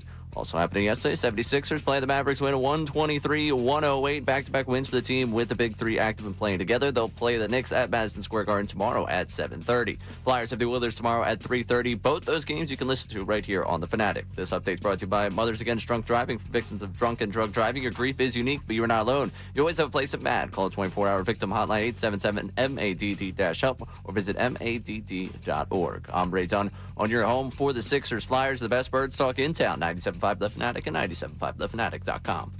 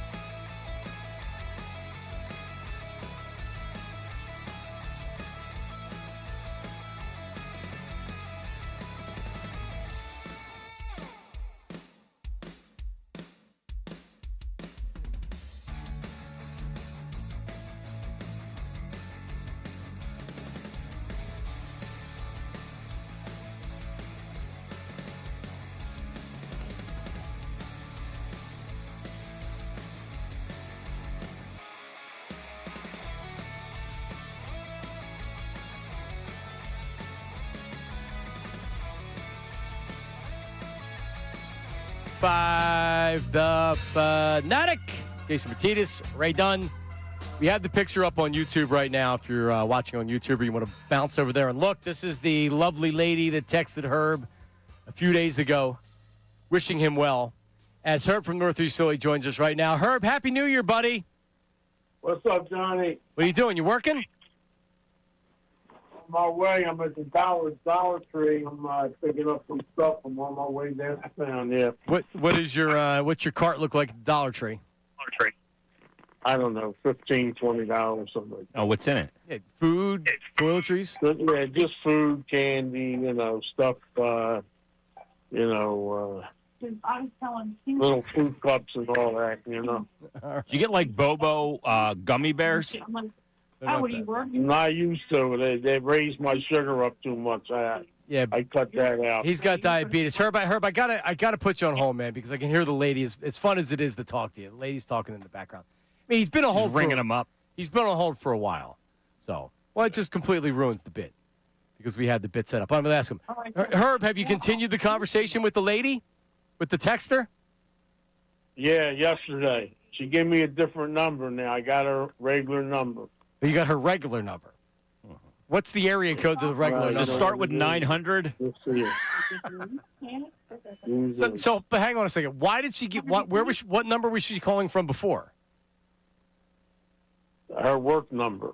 Oh, so she was texting you from her work number, but now so you guys have moved ahead in the relationship. Now she has your now she's giving the personal number. Still you, hon. Just asking. Yeah, she gave me a. It's just asking if you want cash back. Sorry. No.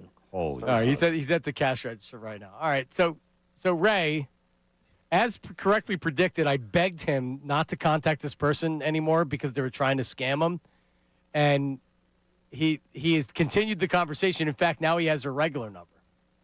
Yeah, I'm sure.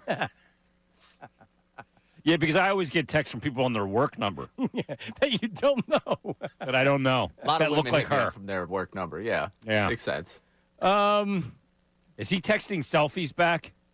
Like body parts? Well, if he's texting me shirtless pictures, I would hope he's texting some. He's texting you shirtless pictures? Yeah. Oh, man. Yeah, Of who? him. Of him? All in Brazil. Are you the catfish? Oh, my God. So I was going to say, YouTube chat. Johnny doesn't need to catfish him. He's already What a got the show. shirt on. This is when he was in Miami. Oh, my God. It's-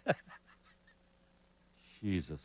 Can we see it if I put it up there on it? Please don't. Yeah. YouTube is going to fall down. Please, Ray, can you talk some sense into it? I legitimately. Is he still there? At the end of the call, he's still there. At the end of the call, I said, Herb, I want you to listen to me. As much as this would be fun for a radio bit, and I want to see it play out, I don't trust you to do that. Because I wanted to see what her next move was. Because at this time, she hadn't asked for banking information or address or anything like that. You know where this is headed. Right. And they're actually playing the long game. It isn't, hey, my name's my name's Sally. Can I have your social security number? Or, hey, You look like fun. Can we chat? My favorite message to get. I have 1,000 of them on my open DM. Have you had people text you on your number, though, like Yeah. this? Very, very rarely, but yeah. Yeah, I guess very rarely, but. Yeah. So the problem now is this is going to get sold to all the other scammers out there, Yep. and everybody's going He's to in be the texting web. them all the time. Yeah. He's going to have a lot of women to choose from. Because he's going to be flagged as a sucker for even engaging. Right. But he did now get her personal number, so maybe this isn't Yeah. a scam. Yeah. And Show maybe the I'll picture sprout one more wings and time. fly home. Herb, you there? Yeah, Johnny Marks, let me ask, you know what I want you to do with that picture? I want you to show that to Ricky Vitaligo and Bill when they come in today. Which picture? The one of you or her? No, the girl. The girl. Oh, I thought Why? you meant you. They Why? know what I look like. Herb, they're not in today, but please listen Next to me. week. Please listen to me. That is not a real person. That is not who you're texting with. Stop texting. They're going to try to scam you. You've now fallen to this web where now everybody's going to be contacting you. I know all about scams. I don't do that shit. So I know you all whoa, about dump that, Oh, dump that. jeez. Do you not believe that this is a scam? It could, yeah, of course it could be. So why do you think that it's not? Because she keeps on. she give me this other number and stuff, and she sounds like she wants to have, she wants to meet up or something. You know, yeah. told her. Okay. I told her that I might come to Seattle, and if one of these days, and if I go to Seattle, Herb, wait a second. Do me a favor. When you get back home, What? do you have a mirror? No, stop it. No, I'm being serious. I'm being serious here. Have you sent her a picture? Look at yourself in the mirror. Look at a picture of her and go, do men like me get girls like her in Seattle? But even good like her, like like Ray. Ray's a young, handsome man. No one's texting Ray out of nowhere and saying, "Hey, come to Seattle." Has she asked you for money yet? No. Okay. All right. Do me another favor, Herb. Listen, Take that cell phone and throw it in the Delaware and get a new one. Hey, Ray, have you ever been? You've been to Vegas, right? I actually haven't. You ain't? Okay. You heard of Spearmint Rhino, right? What? Nope. What's going on? No, You what's know that? what Spearmint Rhino? You know what Spearmint Rhino is? Spearmint Rhino? No. I don't think anybody does. Yeah. Okay. That's a strip club. One of the top clubs in. Ray's Vegas never and been to all a over. strip club in his life. Yeah, forget going to Vegas. Is it? Does Let me tell does you. this girl work at Spearmint Rhino? It's like Mons Venus. I had some of the top girls that work in there. I used to be friends with Ron Jeremy. You know that. We did business together. All right. know. That's a long time ago. That's a lifetime ago. I did not know that. So hold on. So Herb, have you sent her pictures? This girl, yeah, she's got my pictures, a couple of them. And she responded? Yep. All right, scam. Were there? Because you sent me shirtless pictures. Have you sent her shirtless pictures? I just took pictures of myself working and stuff. That's all. All right. Herb, listen. I don't do that strip thing. You know what I mean? And that's fine. That's fine. Just don't give her your personal information. If you want to keep playing around here, just Yeah, I realize know. I no, know but what you you're don't saying. know because you're still talking to her. I do know because I had the black girl.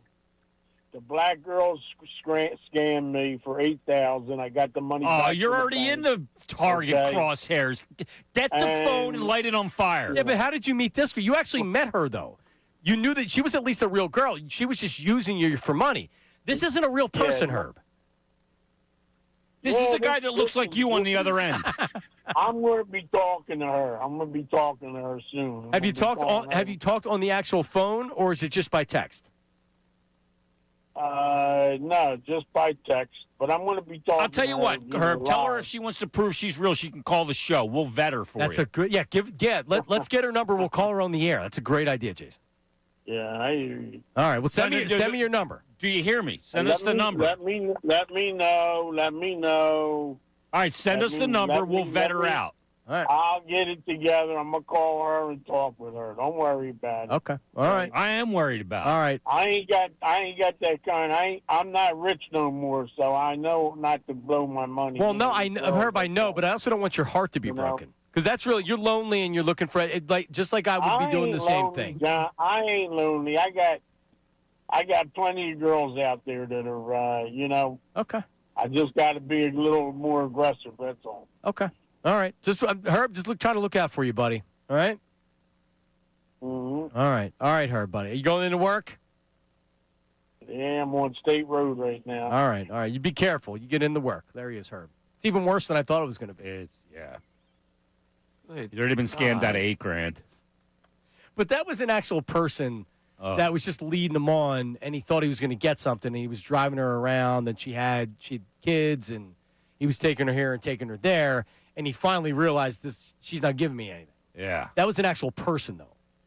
He's texting with an AI. No, he's texting with himself. Yeah. The person on the other end of that phone looks like him.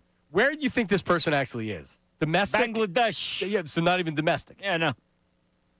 No, they're not even in this country. I watch those YouTube videos all the time of scammers busting scammers. They're great because they take over their webcam and stuff. See, I don't know anything about this. Oh my God! There's this guy. They hack into the scammers' computers, and they basically take over their computer. They hack the hacker. They hack the hacker, and it's a bit. And it freaks the dudes in India or whatever, different countries all over the world, and it freaks they give out like the hacker's home address Right. to them, or like put their webcam on in their room that they're in, and like if they freak out. That's amazing. Yeah, it's awesome. All right, 610-632-0975. Back to the Eagles and the question we asked earlier, a lot of interaction on it. Do the Eagles have as good a chance as anyone to get back to the Super Bowl? Do you believe that? We'll talk about coming up next. Middays with Marks, 97.5 The Fanatic. The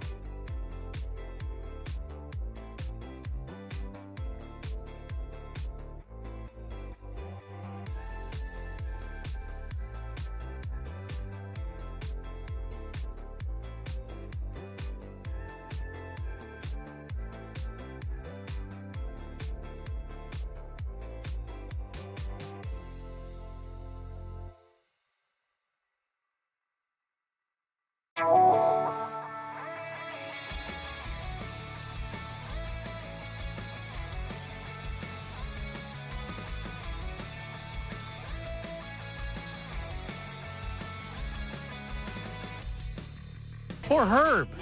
A lot of interaction on YouTube. The numbers jumped. Is that right? Yeah, but I said You showed the picture. I said to Dutsy in the back, put the picture up there, and I'll say it's on YouTube. And a lot of people jumped on because we put it up and took it down. A lot of people jumped on and said, "Where's the picture?" I said, "Well, go back and take a look at it at the beginning of the segment." But yeah, I figured a lot of people were going to want to see because the picture is. Show me the picture again. She's like so wholesome looking. Like, I mean, you got to ask yourself a question. Yeah, I mean, come on. So there's also, I don't know where this is taken, but I'm trying to read the background. There's a picture in the background. It looks like scribble on it, and I'm trying to see if it's English. Oh, yeah, it's a good question. I don't know if it is because you can't really make it out, but I mean, this could be any photo from anywhere. Yeah, it could be. That could be AI generated. It could be. I have no idea. I mean, I don't know if your DMs are open, but like I go in. Mine are open. Sure. So let me click. Oh, Alina. It says, I soft block bad vibes and bad grammar. Hello, I think we talked earlier somewhere. Can you message me back, heart? Right, you just assume that you're going to get a ton of that. This one, I mean, she's got the cans right out there. Olivia Urbina. Well, yeah, I mean, I had somebody that sent me a message. It was CC the Fever Dream. And it said, can't wait to... Not CC DeVille. She said, hey, John, I'm making a very important decision, and I need a complete stranger's opinion. Are you in? Now, here's CC's pictures in her profile right there. Oh, yeah, I'm sure it's her. Yeah, I'm sure it's her. Yeah. It's probably the same woman that's messaging. Yeah, this one says, hey, Daddy, I want your attention, and it's killing me. But those, like, we know those things are you always wonder who falls for that kind of stuff. We now know. Yeah. Hello. I think we talked earlier somewhere. Can you message me back, heart? I used to actually report and delete these and block them. Now you just like them. Yeah, now you like them. Now I just go back and forth with them and send them to Herb. Yeah, just give him Herb's number. Just give him Herb's number. We need that number, too. I'm going to press Herb for the new number. Yeah, let's call her on the air. So what is it? That they have an original number where they hook them, and then then they're handing them off to somebody else who now does the relationship part of it. Yeah, this is actually my cell phone, not my work phone that I just texted you out of the blue on. So you have somebody that actually initiates it and then ring and gets them in, and then now it's handed off on a different number, and that person's the one that's going back and forth. And there's probably 100 people that this person's going back and forth. Yeah, the one that hooked them is the specialist at hooking you. Now the next one's the specialist of extraction. You have an extractor. That's how you get the money, right? Yes. Let me get this guy in such a lather. He's going to give me his credit card information. Go to Walmart and get a burner. Send me but that's what they'll do. They'll send them to Walmart. Send me $1,000. I want to come see you, but I don't have the money. Yeah, and you need to send me the money. Or no, cashier's check. Yeah. Oh no, my lights are out. Oh, I can't see. We don't have electricity. Yeah. They're going to turn off my cell phone, and we can't go back and forth anymore. He's already talking about going to Seattle because that's where she's from. He's your boy. I know. Right? Tell me if you agree. John's going to have a at-home intervention. Yep. Well, that's not good. That's I mean, why can't you FaceTime her? We know why. But they'll keep giving. Oh, I can't because of this, or I can't. Yeah, I'm here. I can't do that. Yeah, I know. Well, pick to the furthest possible city from where he is. We'll keep everybody updated on it. Literally, the only city. There's not a city in the United States that could be further. Right. And cost more. Right. Yeah. I wonder if that's why they use that, or that's just where they decide they're going to be. I don't know if they Seattle feels harmless. Right. You know what I mean? Like, it's like nobody's like, it's Chicago. Is there that much thought into it, though? I don't know. There's probably science behind it at this point. Well, you're right. You're right. Seattle feels really harmless. Blah, blah, blah. All right, Ray, a lot going on YouTube today. Earlier, we asked the chat question on YouTube about the Eagles having the best, as good of a chance as anybody in the NFC to go to the Super Bowl. And YouTube both said yes. The YouTube chat said yes. Where are we at on the chat right now? Again, most people still saying the same thing? Most people saying yes. And we did get a texter here that was, where is it? Here we go. The Rams, despite the loss on Monday, are still the best. And no one in this, the way they typed this out looks ridiculous. No one has a quarterback like Stafford. Yeah, But- that's one, but is really old, beat up. Their offense, is legit. Stafford was bad the other night. Doesn't mean he's going to be bad when you face him. I'm not telling you that any one of these teams, the Eagles can't beat any one of these teams. If you look at Jason, I'll do this exercise with you. Coming out of the NFC, you too, Ray. All right, coming out of the NFC, what would you say the odds are to win the NFC? Who is the favorite to win the NFC right now? The LA Rams. Incorrect. The Seattle Seahawks are plus 260. Oh. The Rams are plus 300. Remember, the Rams are going to play it on the road. Yeah, okay, that's why. Okay, so you got to consider the path. Okay, so Seattle's number one. Plus number 260. Number two's got to be the Eagles. It's the Rams, plus 300. Really? Number 3, the Niners, plus 425. And then the Eagles are plus 450. That's to win the NFC, not to win the Super Bowl. Wow. The Bears are plus 900. The Bears are staring down being the number 2 seed in the NFC. And they're plus 900. Correct. They don't believe in the Bears. So if you look at it from this perspective, and this is just betting odds, it doesn't actually mean anything. But the betting odds have all 3 NFC West teams with shorter odds to go to the Super Bowl. And they have to travel. Very interesting. They really believe in the NFC West. So the Niners may be that high because they could be the number 1 seed. Yeah. Right. So, but the Rams are there because what Vegas is telling you, what the books are telling you is we believe the Rams have a really good chance of winning the NFC. Yeah. Wow. Well, that doesn't look good for the Eagles. No, it doesn't. And Herb going to Seattle to watch the Eagles in the NFC Championship. All right, 1 to 10, your confidence in the Eagles winning the NFC. Not having a chance or as good of a chance as any. So going to the Super Bowl. Going to the Super Bowl. 1 to 10. 6.8. So just under 7. Just under 7. Ray? I think Ray's going to be like right there with me. No, he's looking for a drop. Eyes Really? immediately went to 4. It's right now, if they get the 3, traveling back-to-back weeks, having to win on the road, then win on the road again to get there, I assume, maybe a wrong And then assumption. maybe have to win on the road again. Right. That's Well, the you have difficult the part home for me. game and then the 2 road games. Well, Home if you game. get, I mean, they could be at home 2 weeks. Not likely. And there's a chance they have to run the entire NFC West. Correct. And going to Chicago, that too. So you're giving a 4. Yeah. I just, as a 3 But seed. didn't you vote that they were on our poll and said yes? Yeah, you said it's not about having as good a chance as anybody. They have a good as chance as anybody, but I can see all the, like you say, That having doesn't anxiety. portend to a 4. Who? Don't you agree? Do I have a bit confidence of higher than 4 for any of these teams? Like when I you do. Who? Rams? Okay. Where do you have the Oh, Rams? no, all of them. All of them. Seattle, like whoever doesn't win the West, no. Okay. Because they're not going to have home field. Okay. Right? Let's say Seattle wins. And I don't believe in Sam Darnold. I don't buy the Seahawks at all. If you think going to Seattle and playing that defense in that environment is an easy win, it's not. And you go up there thinking, Sam Darnold, we will be so overconfident, that's a tough place to play. So I would have to say Seattle, even with Sam Darnold, if you're playing on their home field in that environment with that home field, that's a real thing. I just think you've beaten the Rams too many times in a row, and they're a really tough draw right now. Yeah, I agree with that because I think that there is a belief that it's just hard to keep repeatedly beating the same team.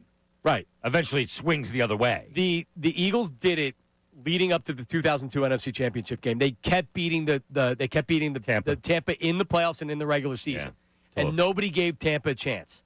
Yeah. And they came up here and Because of the weather. Yeah, Wasn't it like 32 degrees or whatever it was? It was under a certain temperature that they hadn't won. Their record was unbelievably bad. And then Joe Jaravicius and Rondé Barber happened. And they came after in one of the greatest starts for the Eagles. And Ike used to say this all the time. They were overconfident because they'd beaten them so many times. They didn't realize they were overconfident, but looking back at it, they thought they were going to do what they did many times before. Didn't B. Mitch score on the opening kickoff? Yeah. Well, no, he took it down inside the. Yeah, then I wasn't even really in the stadium, and that happened. And I'm like, oh my so God, quick. it's over. It's over. Yeah. Right now, and I don't know if it's changed. I'm trying to find Salciunas' text that he sent me the other day. Right now, Ray, if the Eagles played the Packers in the first round, they're 3-point favorites. Game would be at home. Right. You're the number 2 seed, 3-point favorites. If they played the 49ers in the first round, they'd be at home. They'd be 2.5-point favorites. If they played the Rams, again, they'd be home. They'd be 1.5 dogs. Yeah, that tells you a lot. Because I was actually speculating before Salciunas sent it to me. I'm like, well, would it be a pick 'em against the Rams? Like that would be. I'm curious to see what the line would be. Nope. So people agree with the Rams are kind of the team that you should be worried about. All right. So you asked the question of me and Ray. Where do you on the scale of 1 to 10 fall? 5. Yes, you're right in the middle. 5. You're a coin flip. 5. They come out. I mean, again, for me, it also depends on the matchup. Are they the 2 seed? The 2 seed that might go up to 6. Because now they are all right, well, while I may not like the matchup, the Eagles going to Seattle, the Niners or the Rams could easily beat Seattle. That's a division game. They're used to playing in Seattle. They're not traveling across country. They know what it's like playing there. They know about the crowd. They know about the noise. They know about the silent counts. They're used to playing the division team. We're not. Yeah. Eagles aren't. So then if you have the number 2 seed, you could, just like last year, be going through Philly in the NFC Championship game. And that changes things. It changes a ton. It's gonna be fascinating because there are 4 teams that you could see being in the Super Bowl out of the NFC. Maybe For 3 out of the AFC that you feel are kind of in competition. Let's save that for next hour because the AFC it's weird. Everything's wide open this year. Yeah. Both conferences are wide open. The AFC, I don't know how to call it. I don't remember it being like that in a long time. Normally you have a team that There's a lot of intrigue here. There is. I can't wait to watch Sleepless in Seattle 2 with Herb. It's going to be great.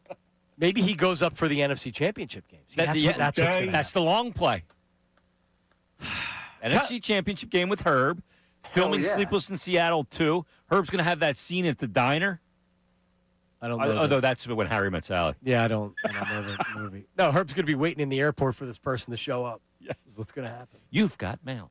All right, coming up, News at Noon with Ray, the first one of 2026, featuring Rich Paul, Mad Dog Russo, and Sean Payton.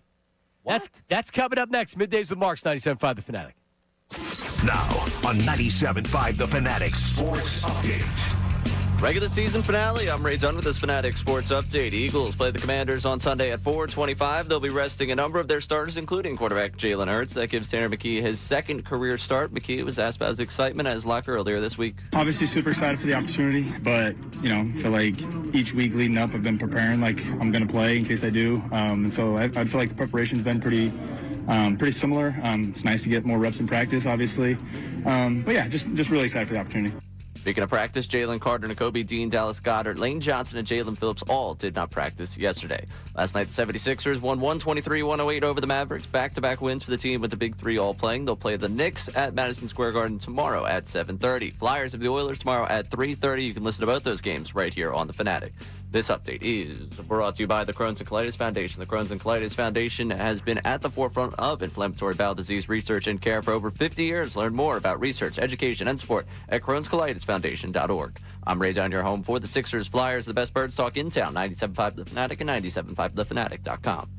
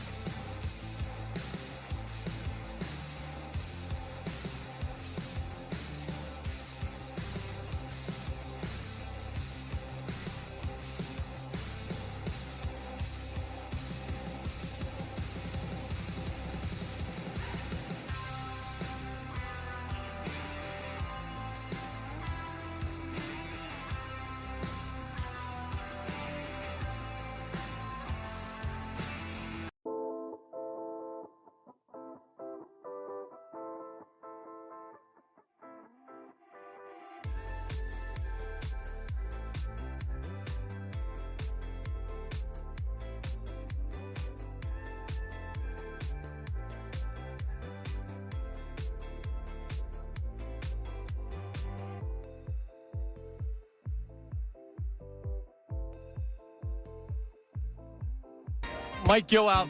Mike Gill's coming up at 2 o'clock. And for Bill and Ricky, he had just said he was asking about the Herb stuff. He's like, well, whenever he's like, is it there's still the same thing as whenever we worked last? I don't know what day it is. It's Friday. Yeah, you worked with him on Wednesday. Wednesday. Yeah. Yesterday was New Year's Eve or New Year's Day. He comes in, Mike goes, I haven't seen Mike in a while. And he's like, everybody seems to think I'm you and you're me when we talk because our voices are similar. But no, good to see Mike. Yep, he's coming up at 2. I think with Sil and Patricia Caputo. Nice. Yes, that's coming up at 2 o'clock. He's in the building getting ready for it. Yeah. Real quick. Holiday schedules. Ray, I don't want to take up like multiple segments with this, but it just keeps getting better. Somebody out there took the picture that this person supposedly sent to Herb, her picture, Herb's being catfished with. So what happened? Yeah, explain this. Yeah, so they did a reverse image lookup. How do you do that? Not sure, but I know it's a thing you can do. Yeah, I think you just take the image and you search it. Right. So and then it looks at it and it says, all right, where is this? Looking for where it originated on the internet, basically. And it takes you to the LinkedIn profile of a woman that works at 10 times, I don't know, she's a financial analyst in a company that appears to be based out of San Francisco. That makes sense. She's a Niners fan. But that makes sense that this person, a financial analyst in San Francisco, would blindly start texting Herb out of nowhere. Yes. She's got 500-plus connections on LinkedIn, so she's doing a lot to move that career up. She serves as a core member of the finance team, focusing on designing finance solutions for biotech companies to improving financing efficiency. Biotech companies and Herb make a lot of sense. Maybe that's how she got his number, through biotech friends. He must be maybe he subscribed to an email about biotech. Yeah. And that's how they reached out. And she just said, you know what? I don't want to talk business with Herb. I'm in love with him. Maybe. So we're going to correspond that way. And then I'm going to hand him off to another handler. Right. Now you're going to get, here's my real number. Yeah, here's my real number. I did this for my work just to make sure. Just to now you're a real Herb. Right. Now that I feel something for you, you get my real number. By the way, the text line also saying Seattle is a city that would be used for this. Why? Because someone's uncle got scammed in this way and was told that someone was going to meet him in Seattle, flew out to Seattle, and then no one showed. No one shows at the airport, and then you call the number and no one answers. Right. The business is closed. So is this like a airline thing? Is like Delta just like setting up these accounts so that you fly across country? No. No, they're getting something first, and then when you go to meet them, that's when no one shows up. Yeah, so they get what they want. And then they send you one of those Johnny Marks driverless cars, the Waymo, to drive you off the nearest bridge in Seattle. They drive you in circles. Waymo. After you check your wallet into the airport, what's the thing, like the locker? Yep, and then it's over. And then Herb flies back and says, "Yeah, she didn't show up." Poor Herb. All right, let's get to the news at noon. This city needs its news. Now, it's time for I'd like to be remembered as a good newsman. the news at noon That's the coolest story I've ever heard in my entire life. That's insane. with Ray Dunn. All right, we're going to start with, I guess, breaking news to Max Kellerman and Rich Paul, but not breaking news to anyone else. Rich Paul now has a podcast with Max Kellerman. Seems like it's going well. There's a ton of clips of it everywhere, so it seems like they know what they're doing. Rich Paul was once the agent of Ben Simmons. And breaking news, Ben Simmons enjoyed what basketball brought for him more than he enjoyed basketball. Everything that Ben wanted to happen for Ben happened for Ben. He was the #1 pick in the draft. Check that. He was the Rookie of the Year. Check. He was a perennial All-Star. Check. He was All-NBA. Check. And he got the max contract. He got the second contract. He got the max contract. Either you love what the game brings you or you love the game. He got Rookie of the Year after sitting out a year, though, right? Right. Yep. Yeah. I mean, I don't. Are we still doing it? We're still doing the. Yeah, like I so don't care about this guy. Yeah, it's over. Yeah. Right. It's over. He's only in the news because of the fishing thing. And I then know. He said that his shot is back to normal. Which which was? Well, they told us he was Magic. He was going to be the next Magic Johnson. I see the one thing. Everybody doesn't remember. He was actually a really good player before the year where everything went to hell, where teams started fouling him, and then he just didn't want to have the ball in his hands anymore because he didn't want to get fouled. Yeah. He got totally spooked. This is such a mental thing with him, and it's never going back. When you get that, when that happens to you, he'll never play again. He'll never shake it. No, yeah, it's done. Can't It's shake over. it. Yeah. He's fortunate that he made the money that he made because he's done. It was crazy because he could run the floor, distribute the ball at an elite level. But he wasn't afraid to try to finish at the rim. He wasn't afraid. He took 2-point shots. He just didn't shoot threes. Was there a warning sign in college at LSU when his team didn't even make the tournament? Of course. That's a warning sign. Of course. Yeah. Yeah, it's a red flag. I mean, Ace Bailey, same thing just happened with Ace Bailey and the other kid from Rutgers, for sure. But it doesn't mean that you have to.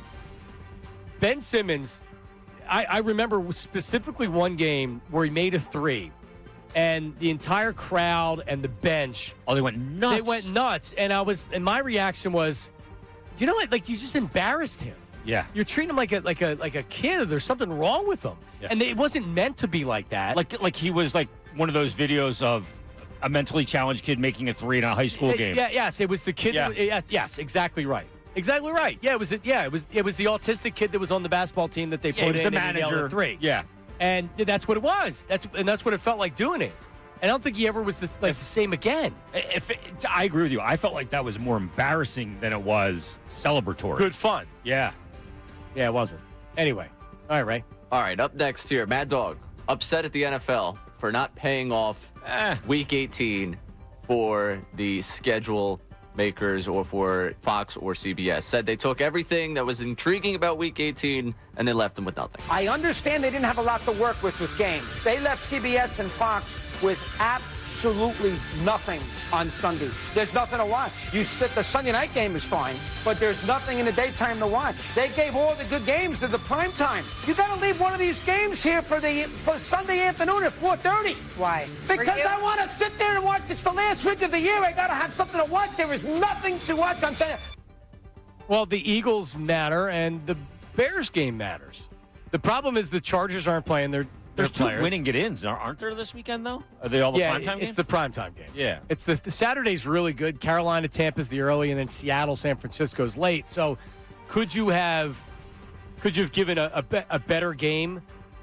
Here's the reality of it. They care about the primetime games. And well, they should. So what are you going to have an 8 o'clock game? You have New Orleans and Atlanta at 8 o'clock on Saturday? That nobody's going to watch? The league should care about it. You got to understand that. You need to have the primetime games. I mean, I got to have something to do at 4:30. What am I going to do at 4:30? Could you imagine the 1 o'clock window? New Orleans, Atlanta, Cleveland, and this is with no fantasy football. Cleveland, Cincinnati, Green Bay, Minnesota, Dallas, New York, Tennessee, Jacksonville. Who am I going to watch? Indianapolis, Houston. Mike, who am I going to watch? What am I going to do? I'm going to watch old videos of you and me, dog? 425, Buffalo, New York doesn't matter. Detroit, Chicago does. The Denver game matters, but they're resting. The Chargers resting their starters. Kansas City, Vegas, no. Arizona, Rams. Rams got to win, but that shouldn't be a problem. Well, the Rams actually don't have. They could win to be the fifth. Yeah, there's a lot of variables. Miami, New England. New England's playing for the home field. What can the NFL do? It doesn't matter if they could play 6 games or 40. It does, and anywhere in between. The last week of the season is going to suck. The argument is don't give the primetime games the only ones that matter. They're a business, though. But that's ridiculous. Yeah. Of course you give the primetime games to. These are the ones that matter. If they didn't, he'd be going, why am I going to watch Sunday Night Football? Right. What am I going to do at 8? Well, yeah, you can. Yeah, you can. That's the whole reason why. The NFL has to look out for the primetime games. Sorry. No, you have to. And they're both AFC on Saturday night. When I hear to make that money, Mike. Baltimore, Pittsburgh. Who do you like? Baltimore. I like Pittsburgh. Do you? I do. Did you see Pittsburgh last weekend? Yeah, they suck. Just when you're ready to declare Tomlin and the Steelers dead, they always win. Yeah. Funniest way to have a winning season, though, is to lose back-to-back and go 9-8, miss the playoffs. That would be great. We just celebrate. All right, last one here for you. Sean Payton, not a New Year's Eve guy. But do you have an extra message for your players because it is New Year's Eve tonight? I didn't know it was New Year's Eve. The most overrated holiday, honestly. Seriously. I didn't know it was New Year's Eve. Is that something you had to tell your guys in New Orleans because it is party central? I didn't know. Not the good teams. And I do find what's interesting as we get older and you're coaching younger players, these guys are much more in tune to their bodies. Today's generation doesn't drink as much. True. That is very true. True. It's amateur night. Yeah. You'd have to worry about us going out. Then what do I do on New Year's Eve? Do you think Mad Dog's out partying? We can have that. We can have it. Come on, Mike. Well, Mad Dog talks Hey, about broke taking my heart gummies. again. Yeah, he's eating gummies and going and doing the show. My Mad Dog's turning into Regis. It's a little Hey, Regis. Gelman. It's more of a Mad Dog than a Regis, but it is a Regis. There's a little bit of now there's a little bit of Regis in here with Gelman. I've never done any of these impersonations before. By the way, Regis, extremely underrated. I agree. I love Regis. It's very funny. Too. I like. Look, I like Kathy Lee too. I'm a big time Kathy Lee fan. Gelman, look at that tush. You ever see the ass on Kathy Lee? Frank Gifford. I can't imagine Mike and the Mad Dog were doing a lot of women talk on their show. She broke my heart again. Remember that whole bit about they did it again, Mike? I didn't think it'd affect me. Yeah. All right, 610-632. Sean Payton's so full of crap. I didn't know it was New Year's Eve. Shut up. Do you think he did? No, he's not that oblivious. I think he is. And it's not the most overrated holiday of the year. Arbor Day is the most overrated. See, I actually get up for Arbor Day. That's one of the. It's one of my favorite ones. You really pine for Arbor Day. I think it's more underrated than overrated. 610-632. Arbor Day. What is Arbor Day? Something about a tree? Well, actually, yeah. Is it? Sure. Yeah, well, an arborist. You're supposed to be the expert. An arborist is someone that comes out to tend to your tree to make sure it doesn't die. That's why I figured it's something with the tree. You celebrate trees. Trees are very important. All right. Not Tree Williams. All right, well, coming up, we'll talk about, not him. We'll talk about. Tony got married. Well, I don't know if that was for public consumption, but. Well, when Harry texted it to us, it became public consumption. Did he confirm it? Yeah, he said, wow. Well, he said, he wow. texted it to me. Oh, all right. I think he texted it to the both of us. Oh, wow. Let's go to the phones. All right, 610-632-0975. We'll talk a little bit about our New Year's before getting back into the Eagles. And by the way, 76ers with a big win last night, and we have a mandatory Flyers segment, not mandatory Metallica. Don't get me. Mandatory Flyers. I remember mandatory Metallica. I was on YSV at the time. Mm-hmm. Matt and Huggy did that at every night at 10 o'clock. And Matt would scream, mandatory Metallica, like a madman. You know what's crazy is they had 2 people on at night. Yeah, for our radio station. That tell on a rock station tells you how long. Yeah, that was. This is. Yeah. That was a different era of broadcasting, John. That's coming up middays with Marks 97.5 The Fanatic. But I'm not going anywhere because I got to talk to you about my snoring. I'm a loud snorer, or I was a loud snorer, right? Until I went to my dentist, Dr. Eric Pastor. The words for dentist, I was using the CPAP machine because, like, at some point, my wife just said, you have to get this taken care of because you're keeping me up. You're waking me up multiple times a night. My sleep was horrible. My health was horrible. And so I had the CPAP machine on. I wore it for about 6-7 months. And then I went to my dentist, Dr. Pastor, the Rose for Dentist. And we were talking about how he can get me an advanced comfortable sleep apnea device that helps clear the airway for better sleep and better health. Yes, a dental device that reduces snoring, eliminates snoring, sleep apnea, and things like that. Sleep apnea, if it goes untreated, and I didn't know this, your health risks skyrocket. People with sleep apnea, it contributes to diabetes, high blood pressure, heart attacks, and strokes. The great news is Dr. Pastor, the Words for Dentist, can help you get a home sleep test even if you've never been diagnosed. They will connect you to the doctors and help arrange so the study is covered. And this sleep test we're talking about is an at-home sleep test. It's very easy. And here's the great part. You may think, well, I don't have my dental insurance won't cover this, or I don't have dental insurance. Not true. This sleep apnea device is covered by most insurance plans. This is a medical thing. This includes Medicare. So you can get this covered by your insurance and Medicare. So if you tried the CPAP machines and you hated it like me, and you just, so easy. If I would have known it was this easy to take care of my snoring and my sleep apnea, I would have done it years before. So do what I did. Call Dr. Pastor today, 610-67-SLEEP. 610-67-SLEEP. Or drpastor.com, drpaster.com. Eagles head coach Nick Sirianni.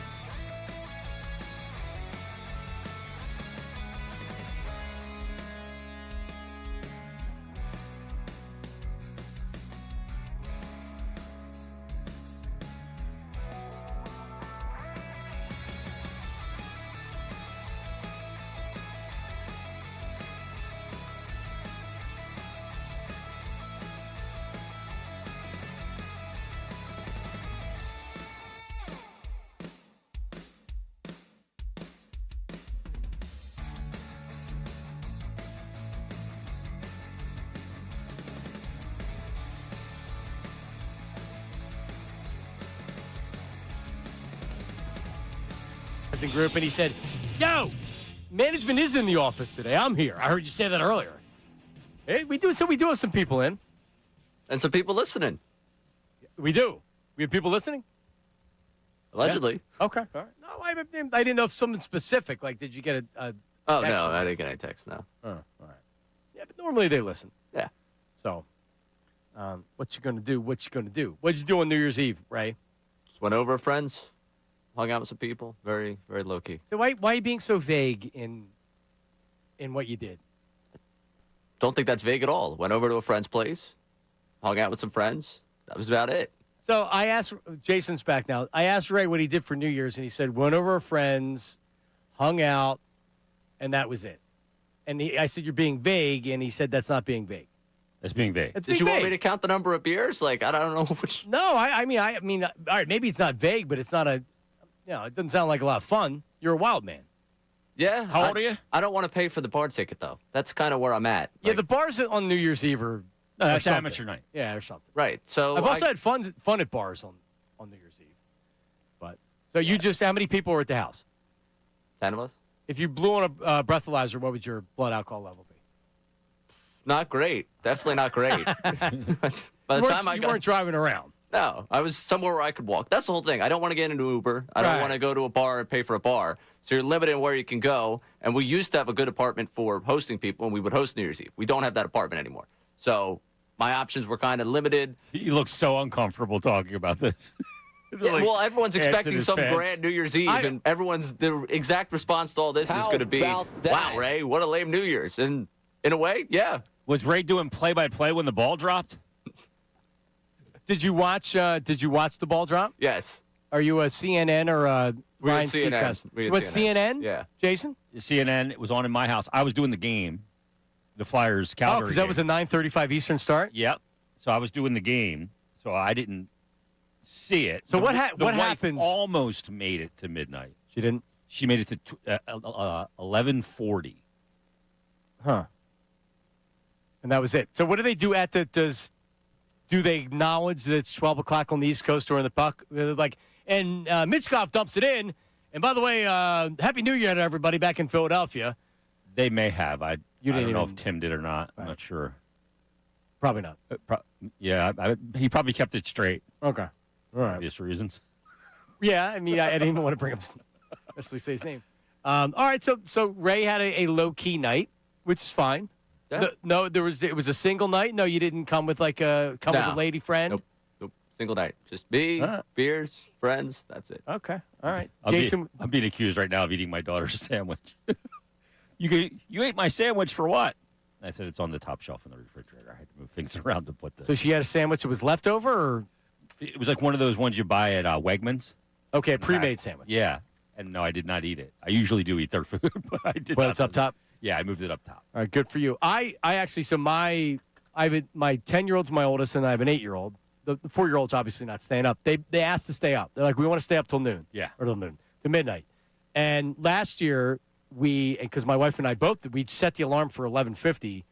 We went to bed and we woke up and we woke them up, and then they watched the ball drop with us, and then we went back to bed. Yeah, we stayed up this year, and they made it. My oldest was like falling asleep at 11:45, 11:50, and I'm like, all right, come on, let's get up. And then, so we made it to midnight. They went right upstairs. They pretty much went right to sleep. Perfect. My wife went right to sleep.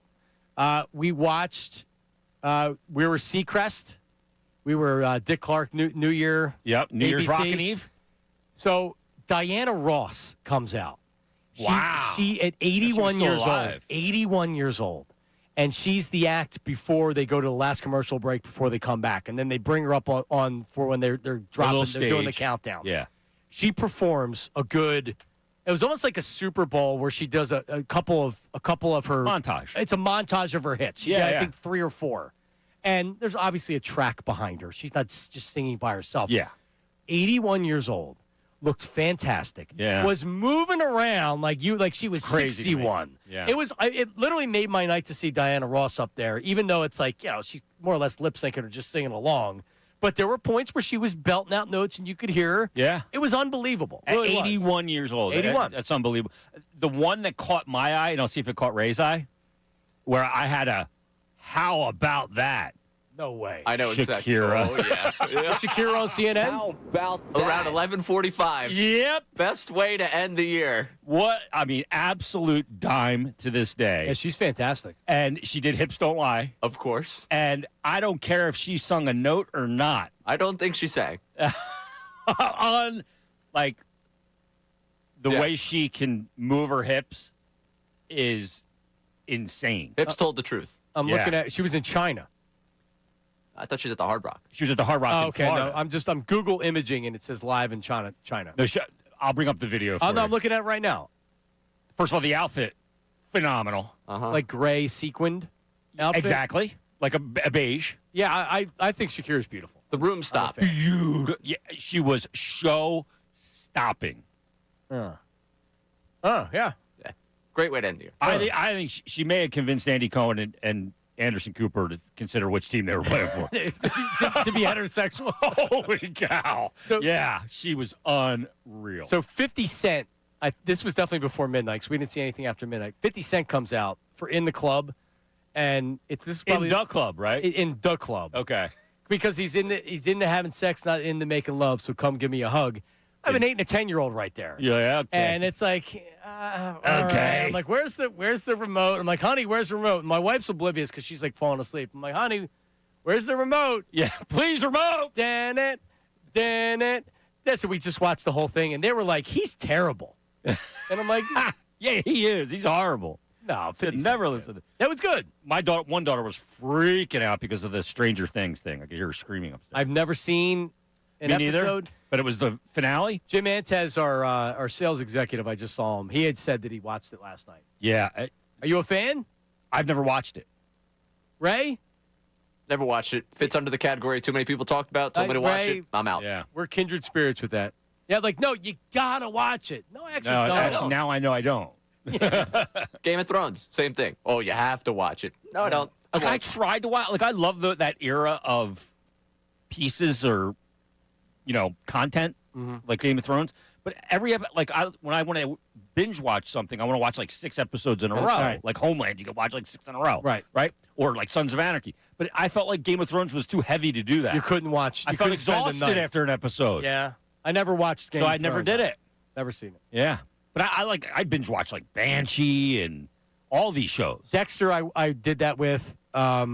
Like you had said, Homeland's a great one to just watch an entire season and they just fly right through. You forget how good that show was in the beginning. Show. In the beginning, it got stupid. Yeah, it got ridiculous. First 2 seasons, I actually stopped watching because Claire Danes? Claire Danes just was too. And she played the character neurotic. Nuts. Yeah. And when she had kids and she started putting the kids in the problems, I was out. Me too.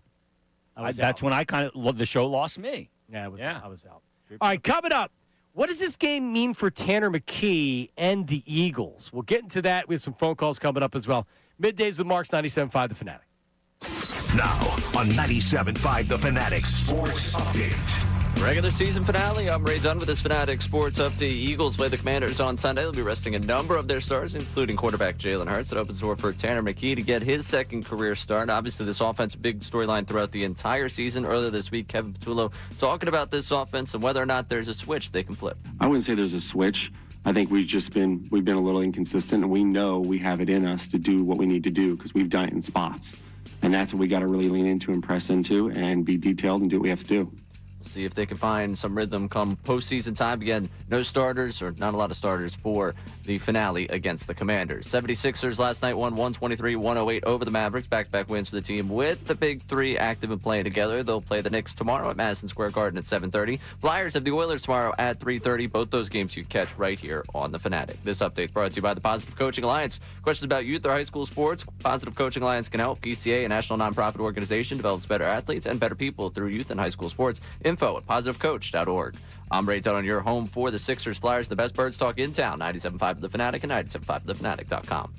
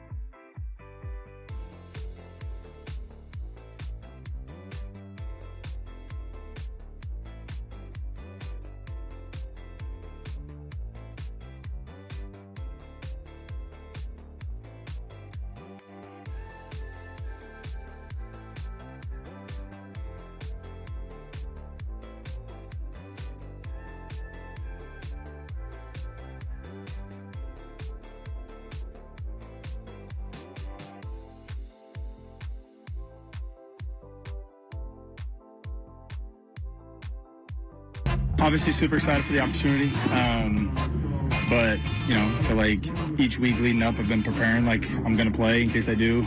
So I feel like the preparation's been pretty similar. It's nice to get more reps in practice, obviously.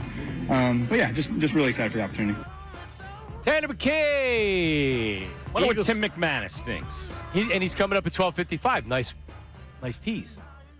Tim McManus joins us at 12:55. What does he think about all this? But that is Tanner McKay. He will start for the Eagles against Washington. I believe they would probably rest the starters regardless. Like, if Kenny Pickett was the backup, do we think that they're playing Kenny Pickett on Sunday? I do. Probably, yeah. Right? Yeah. But they have a better chance to win with Tanner McKee as the backup than they do Kenny Pickett. Agreed. And I think they would be favored in the game if it was Kenny Pickett, just because. But they're not playing the others. It's just not the quarterbacks that's sitting. They're not playing a lot of their starters. They're playing a lot of backups. Okay, so what does it mean? Can we define that? Like, you're playing most of the backs. So Mailata not playing. Juergens, he's preparing for the Pro Bowl that he earned. That he's going to. Mike Gill and I did this the other day. When you do it that way, you don't feel very comfortable about the game. Sit him or start him? Because you can't just bench everything. You don't have enough players to where you can just, all right, play every backup. But I do expect that you're going to bring some guys up from the practice squad. Let me just pull up the depth chart right here for the Eagles. So I don't think anybody on the offensive line outside of maybe Steen plays. And Toth? Toth is your starter. Yeah, it's going to be Toth and Steen. Center. Pryor, Fred Johnson. Maybe Drew Kendall is your center and Toth is your guard, something like that. I don't know. Combination. Yeah. Does Jahan Dotson play? Yes. Yeah. Dotson plays. There's talk that Devontae Smith maybe goes out to try to get 1,000 yards and then they get him out. How close is he, John? That's a good question. He has 956, so he needs 44 yards. If they didn't play Saquon Barkley last year to get that record, are they going to play But Devontae? That's just to hit a bonus. That was over 100 yards, though. Yeah, but he averaged like 160 a game. I know, but at the half. That could take, or it could be 4 quarters. Yeah. I wouldn't play him for 1,000 yards. No, I wouldn't either. I would. You should have got it done already then. On defense, who are you playing? I don't know. Like, who are the starters you're playing? I'm playing anybody. Well, you got to play some guys. I know, but who? Like Blankenship's got to play. Does he? Yeah. So I don't think he plays. I think if anybody, Dory Jackson Hunt plays, maybe Hunt. Epps actually had a concussion. Epps made a great play in the last game, too. Epps has been a great addition. I thought that was one of the best shots of the game when he's reading the play, then he jumps to the hole and takes the legs out of Cook. Like, it was a great play. Yeah, it was a great play. And then Bond ends up making that hit on to keep him short, right, which is a huge play. So on the defense, though, like, who's the corners? So Michael Carter II is back with the team. Michael Carter II, Jacorian Bennett, Sidney Brown, Keely Ringo, McWilliams. Now, maybe they don't win the game. That's what I'm saying. When you actually dive into the details, if you're not playing your starters, do they really think they can win this game? I mean, Josh Johnson is the quarterback of Washington. Yeah, who's been around since 2009 or 10, I think. Left the league and came back. Well, they played against him in a playoff game. Wasn't he in the UFL? Yeah, it was the NFC Championship game with San Francisco. Yeah. It's when the game was over. Yeah. The game was over. Yeah. He's that bad. Yeah. Is Washington playing all their starters? Yes. Or are they going to take a look at some guys? Like, what's the point in them? They also have a lot of backups that are already playing because of injuries, yeah. But, do they take a look at some guys that maybe they normally wouldn't take a look at? Do the Eagles genuinely care about winning this game? What do you think, Ray? Do you think they genuinely care? They're looking at it like me. You need the number 2 seed. Yeah, I think they can win. So that's it? Like, I think we can go through the entire list of guys that'll be out for them, and all they'll turn around and say is, yeah, but Josh Johnson's on the other side, and we kicked the crap out of this team a couple weeks ago. Well, but we isn't going to be the we this week. Yeah, but we could play a close game and win a close game against the Command. What if Chicago loses and the Eagles lose? The second guessing I'm going to be through pissed. the roof. I'm going to be pissed. Yeah. Because Rightfully so. Listen, I'm sorry. I'm all down for giving them rest, and they shouldn't play if they don't need the game. If it was a winning, you're the 2 seed. Are they playing their starters? I believe they are. There's too much at stake. Right. So you can't if you lose if the Bears lose and you lose, that's a huge opportunity that was missed. You got to dress some guys. What if you're at halftime and the Bears are getting beat 16-3. No, you're not putting them back in. No? You're not putting the starters in. No, they're out. Now, and you're in a tie ball game. Expect to go over on Tank Bigsby carries and yards on Sunday, Ray? Got to protect that guy. What about just go all Shipley? And they love Will Shipley. And A.J. Dillon, you don't even play Tank Bigsby? A.J. Dillon active is going to be fun. He will be. Sam Howell going to look? You don't want to get hurt Tanner McKee in case something happens to Jalen. Good first half. You got to pull McKee just to be safe. I do have some thoughts on Tanner McKee. We'll save that for next segment. Let's get to fake Coach Al. I don't know if this is the real Coach Al or the fake Coach Al. Fake Coach Al from Bristol. Go ahead. How you fellas doing? Pleasure to have the gang back together. What's up? Real treat for me as a former listener, now listener again. So now you're back to the Fanatic. Welcome back. I'm back, but I want you to picture, Johnny, that it's Football Friday, the meat locker's smoking, and the Frank Stallone is ripping. And then you get a call, something like this, all right? From the Fighting Borough of Bristol section in heaven, Coach Al, Eagle Super Bowl! As a prophet of prediction, I know Week 17, Tanner McKee, 450 yards, 5 touchdowns, 2 rushing. Will Shipley, 310 all-purpose yards, 4 touchdowns. Brain Covey, 17 catches, 283 yards, all the way to an undefeated from here on out. Eagles Super Bowl! There he is, Coach Al. That's Thanks, definitely Coach fake Al. Coach Al.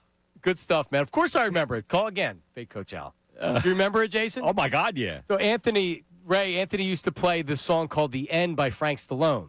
He would put at the end of every show, it'd be This how we is would the play end. it out. Right. It's so bad it's good. Yeah. And Coach Al, when he used to do it, it was funny because the Eagles were never going to win a Super Bowl. So Coach Al every week is saying Eagles Super Bowl, and we never believed it. They actually are winning Super Bowl. Is it Coach Al with us still? That's a good question. I don't know. Don't. This is 10 years ago. There's a lot of guys, like, I wonder, like, who was the guy that used to call from Tennessee all the time? I don't know. He was Not Justin in Tennessee. He doesn't call. He used to call Mike all the time. He was a nice older gentleman. He was a real good guy. Well, Angry Al has not been heard or heard from since December 7th. Is that right? It A is date not- which will live in infamy. It is not responding back to my texts. Really? I'm extremely concerned because Al had a stroke I didn't know not that. long before, like not too long ago. Yeah. His health was poor, and I knew he wasn't doing well. And then I haven't heard from him. Have we heard from Eric from Trenton? Oh. I don't think so. Ooh, I wonder how he's But I doing. just think there's a lot of the older callers that just aren't back in the swing of things. Yeah. Because Mike was gone. and Ish then is back, but we didn't necessarily need Ish back. Yeah, Sean from Pine Hill has been calling in. Yeah, well. Mad Mike is calling in, but he's a newer caller. He wasn't Yeah. a Fanatic caller back in the day. Yeah. Bernie died. YouTube chat, by the way, saying Coach Al's no longer with us. Coach Al did pass away. That's a shame. Did he see a Super Bowl? That would I be my hope he question. did. Yeah, he deserved I it. hope he did. He deserved it. Yeah, and the Meat Locker was never on a football Friday. That was a Thursday. Was it? It was the Meat Locker Thursdays. But the end of the Friday show was, it wasn't Coach the end Al. of the meat locker. It was Yeah. Coach Al. Yeah, no, that was Thursdays, the Meat Locker, where Johnny Marks would kind of just leave the studio at times. No, I would as Vi would come in and do a haka. I would just look at Baldy and Vi and just be like, man, I wish I was this manly. Yeah. Those guys are awesome. Yeah, you A lot of meat. Yeah, and Baldy's over here eating a burger with using 2 chicken sandwiches as the bun. That's true. He did. Slurping his coffee like Oh, my God. the whole show. No, and the coffee's spilling all over the place because Oh. his hands are so big, it's like a Dixie cup in his hand. Well, that and his pinky was hanging off like a ham sandwich. Right? I would come in here because I sat here even when I did the show with Harry, even though like I drove the show, I always sat here. Right. And it would be like I would be like, clean up on chair 2 when I came in. It was disgusting. Yeah, no, it was like There's chips everywhere, coffee everywhere. I'd be changing the mic screen because I'd be spitting into it all. All right, coming up, we mentioned Tanner McKee. Big calzone over. I have a question coming off of, is there maybe another reason why the Eagles are playing Tanner McKee? And what could that possibly mean So you think to there's the an ulterior offseason? motive? Well, I think it can be a part of it, or at least I would like to. I like the idea of what could come from a game like this. That's coming up next. Tim McManus at 12:55, Middays with Marks. Eagles offense.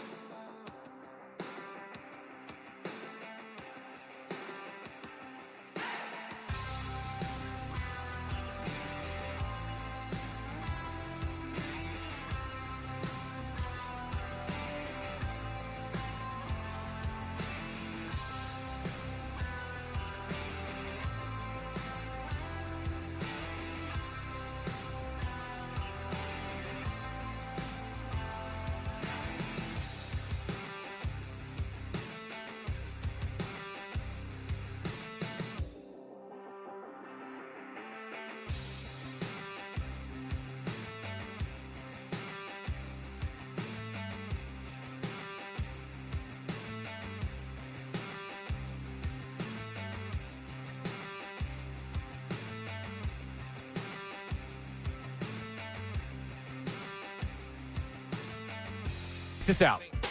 This was, and we'll get to the offseason and the offseason. I have a couple of things real quick. Can I clean up real quick? Yeah. It was Bob from Tennessee, originally, as you pointed out, Bob from Glenmore. Hi, Mike. I didn't know. See, I had moved on before he had moved to Tennessee. I only remember Bob and Glenmore. I don't remember him. You met him before, though. I did. He was a great guy. I don't know if Bob's still with us or not. Yeah, he was great, Bob from Glenmore. And I hope he's still with us. He was an older gentleman. Yeah. And he liked his whiskey. Did he? That He makes did, sense. yeah. He used to come out, he had a little glass of whiskey he'd be drinking, very dignified. But hi, Mike. Hi, Mike. Yeah. He was a good one. Because Levi from Overbrook passed away. That was shortly after the Eagles won the Super Bowl. Yeah, it's 2018. Wow. He died. Yeah, so, that was good, too. Arthur's still alive, as far as we know. Correct. Yep. We talked to him not that long ago. All right, so we're allowed to peek into the future. We were talking about this earlier. At this time of year when your team sucks, you're thinking about draft picks and free agency and who your head coach is going to be. When your team's good, you don't think about any of those things because you're worried about playoff positioning, can the team win or whatever. Yeah. But let's take a little peek, and maybe does this play into anything? So Tanner McKee right now, do we agree that we think do you think he's an NFL starting quarterback? I don't know that. I think there's quarterbacks in the NFL that I'd rather have him over because I know they're not. Of any non-starter in the NFL, is there anybody out there just off the top of your head that you're like a backup that you're like, hey, you know what? I would maybe give him a shot. Like Malik Willis from Green Bay, and Ray's going to be happy to get rid of him because Jordan Love then can't lose his job. Oh, I'm real worried about it. Malik Willis is going to get a shot to be a starter somewhere in the offseason. He's shown enough in a couple of starts with Green Bay to where if I don't have any other possibility of getting somebody better, it's worth a shot. It may not work out. Yeah. But it's worth a shot. Especially when you know that the guy you have is not a legit NFL starter. So rather than go with a Kenny Pickett or somebody like that, you have a guy that maybe has some upside. Yeah. I'm wondering if the Eagles, and I don't think this would be a big reason, if a reason at all. This is more in my head. But you put Tanner McKee out there. He's got 1 year left on his rookie contract. So after next year, he leaves via free agency anyway. You're not going to franchise him. He's not going to stay to be your backup to do you a favor. No. One chance to earn. If there's no team out there willing to throw some money at him, maybe then he would come back, but he's going to want to get paid. And so are the Eagles wondering, well, hey, listen, he goes out there against Washington. You have what he did last year in the final game of the season where he looked really good. He goes out against Washington, throws for 315 yards, 2 touchdowns, no interceptions. It gets the ball out, is reading defenses. He looks comfortable. It looks great. Looks great. Is there a team out there that's interested in trading for him in the offseason? Yeah, absolutely. But what's the compensation? How far are they willing to go? Let's go back to A.J. Feely. The Eagles have done this for years. When they call themselves a quarterback factory, there's a reason. There's a couple reasons why you do it. A, it's when you draft a quarterback and you develop them, they're not making a lot of money. Yep. So you look at the price of a backup quarterback. This year, the price of a backup quarterback, Jacoby Brissett, $12.5 million. Holy cow. And that's a bad contract. Andy Dalton, $4 million. Tyrod Taylor, $6 million. Marcus Mariota, $8 million. Mac Jones, almost $5 million. So for a team that has a lot of high-paid players, it's tough to pay your backup $6 or $7 million. So having a guy like McKee that makes no money is a good play. And a team that's very young, they're going to have to pay guys like Quinyon Mitchell and Cooper DeJean and in the future. The problem is, who's the quarterback they drafted that didn't stick because he's no good? Oh. The local guy? Yeah. Oh. Syracuse McCord. McCord, yeah. So they drafted him, I thought, to be the guy that could replace Heir apparent. Tanner McKee. Backup, yeah. So Tanner McKee comes out. Let's say, I don't want to say the Raiders because I think that they're going to have the number 1 pick and they take a quarterback. Let's say a team at the top of the second round says, we'll trade you our second-round draft pick for Tanner McKee. What is your reaction to it? Because now you need a backup quarterback. And when you're a team that's trying to win a Super Bowl every year, consequential. You lose your backup quarterback. If we're talking about Tanner McKee coming in and benching Jalen Hurts and play him, whether or not we believe that he can play or not, at least there's the thought that he can play. Right? Press him to be a starter, who knows what's going to happen. But still, I mean, so would a second-round draft pick, would you consider a second-round draft pick for him? I don't know how you don't. I'd consider it if it's from one of those teams like in the top 5. That opts to go with a lineman. They can't pass up an offensive lineman as opposed to going for a quarterback. I'm going to say Jets, though. All right, the Steelers come to you and they say, we'll give you our second-round draft pick. Yeah, that's like 18th, though, in the second round. That's not going to be enough. because they're going to want a first. I don't know if McKee's worth. Well, if he looks that good, now teams may say, We get him a first. We get him for a year. He's not making a lot of money. We don't have to give him. We're not giving him $50 million a year. We say to him, hey, listen, we're giving you the job. It's your job to earn, but this is it. And then we'll give you Justin. Like Justin Fields, I think got $30 million guaranteed. Yeah, which the Jets are going to be done with him. But you give him a similar contract. That was Justin Fields' job to win with the Jets, and he failed. Yeah. You give a similar contract to McKee, he may take it because you know what happens if you succeed. You immediately get a new contract, and you're making one of the biggest, not the biggest salary, but you're making starter money. You're getting your payday of a lifetime. Yeah, do you think a team would go if they had like the 18th or 20th overall pick and give you a first rounder? The Arizona Cardinals come to you and say, we'll give you our second round draft pick in the top of the second round. What do you say? They're 3-13 right now. They're battling for the. So that's like the 36th pick. There's a number of teams with 3 wins. So I don't know what the tiebreakers are. Say it's 35. Okay, that's a diet first round pick. Ray. See you, Tanner. Yeah. I think you have to. Yeah, I think you have to with that. If it's that high in the second round, because that gives you an ability also to move into the first round late if there's somebody you like. It gives you a lot of you should get a starter variability, with that pick. right? Look how well they've done with second round. Look at Cooper DeJean. Yeah. Look how Shady McCoy, Deshaun Jackson. They've gotten all-time franchise players with second round draft picks. Yeah, and you're right. And you lean on your draft history, and you look at it and go, no, we can get a player. Cooper DeJean's a Pro Bowler. You know. Put it on the YouTube. YouTube you have to chat. do it there, John. Because the Eagles will believe, too, that they can find another guy that they can develop into being the next Tanner McKee, that they can flip again and do it all over again. They did it with the A.J. Philly. They did it with Kevin Cobb. They've done it a number of times where they said, hey, we develop you, then we trade you, we get the draft pick, and we do it all over again. And you get paid. Like, A.J. Philly was a third quarterback. All right, so hang on. But do the Eagles look at Jalen Hurts' performance this year and say, we know he's a special quarterback when it gets to the playoffs, Super Bowl winner. How's he going to age? Yeah, but do we really believe that once he comes out next year and he has the same kind of year where he really struggles throwing the ball, you're hedging your Jalen Hurts bet on McKee. He comes out and plays the same. If the Eagles don't make the Super Bowl this year and Jalen Hurts is playing the way he played last year, you're going to have people within that organization, if they believe in Tanner McKee, and I hear they do believe in Tanner McKee, they think he's really good. Yeah. Did you see the clip from Hard Knocks this week with Leffler and Jalen Hurts? I did. And Leffler's like, it's going to rain. You know, like, we still got to execute. Right. Like, and the look on Hurts' face was kind of like, there's a little scar tissue here. And look, that happens. Ego, the whole, right? You know, sure. A lot of success brings even more ego. And it's not that, look, every quarterback's got ego. Sure. In a position, you have to have it. Right. Right. All right, Tim McManus, all of this coming up with Tim McManus. Do you think the Eagles are making a mistake? Do you think the Eagles actually care about winning this game? Yeah. Tim will have a pulse of it. He sure will. All right, Tim McManus coming up next. Middays with Marks, 97.5 The Fanatic. Now on 97.5 The Fanatic Sports Update. Lane Johnson sighting. I'm Ray Dunn with this Fanatic Sports Update. The Beats have just gotten to Eagles practice, and Lane Johnson appears for the first time to be at practice since he injured his foot. Does not appear that he is practicing, but just encouraging to see Lane Johnson around the team as we get closer to the postseason. Lane Johnson will be one of the guys benefiting from a week of rest. He's been out, obviously, with the injury, but a number of guys not going to play this week due to the fact that the Eagles want to prioritize rest against the Commanders in Week 18. That'll lead to Tanner McKee getting a second career start. Here's McKee earlier in the week talking about it. Obviously super excited for the opportunity, but, feel like each week leading up I've been preparing like I'm going to play in case I do. And so I feel like the preparation's been pretty similar. It's nice to get more reps in practice, obviously. But yeah, just really excited for the opportunity. He'll get that opportunity Sunday at 4:25 against the Commanders at the Link. The 76ers won last night 123-108 over the Mavericks. They've got the Knicks tomorrow at MSG at 7:30. Flyers got the Oilers at 3:30 tomorrow. Both those games will be here on The Fanatic. This update is brought to you by the Crohn's and Colitis Foundation. The Crohn's and Colitis Foundation has been at the forefront of inflammatory bowel disease research and care for over 50 years. Learn more about research, education, and support at crohnscolitisfoundation.org. I'm Ray Down, your home for the Sixers, Flyers, the best birds talk in town. 97.5 The Fanatic and 97.5 TheFanatic.com.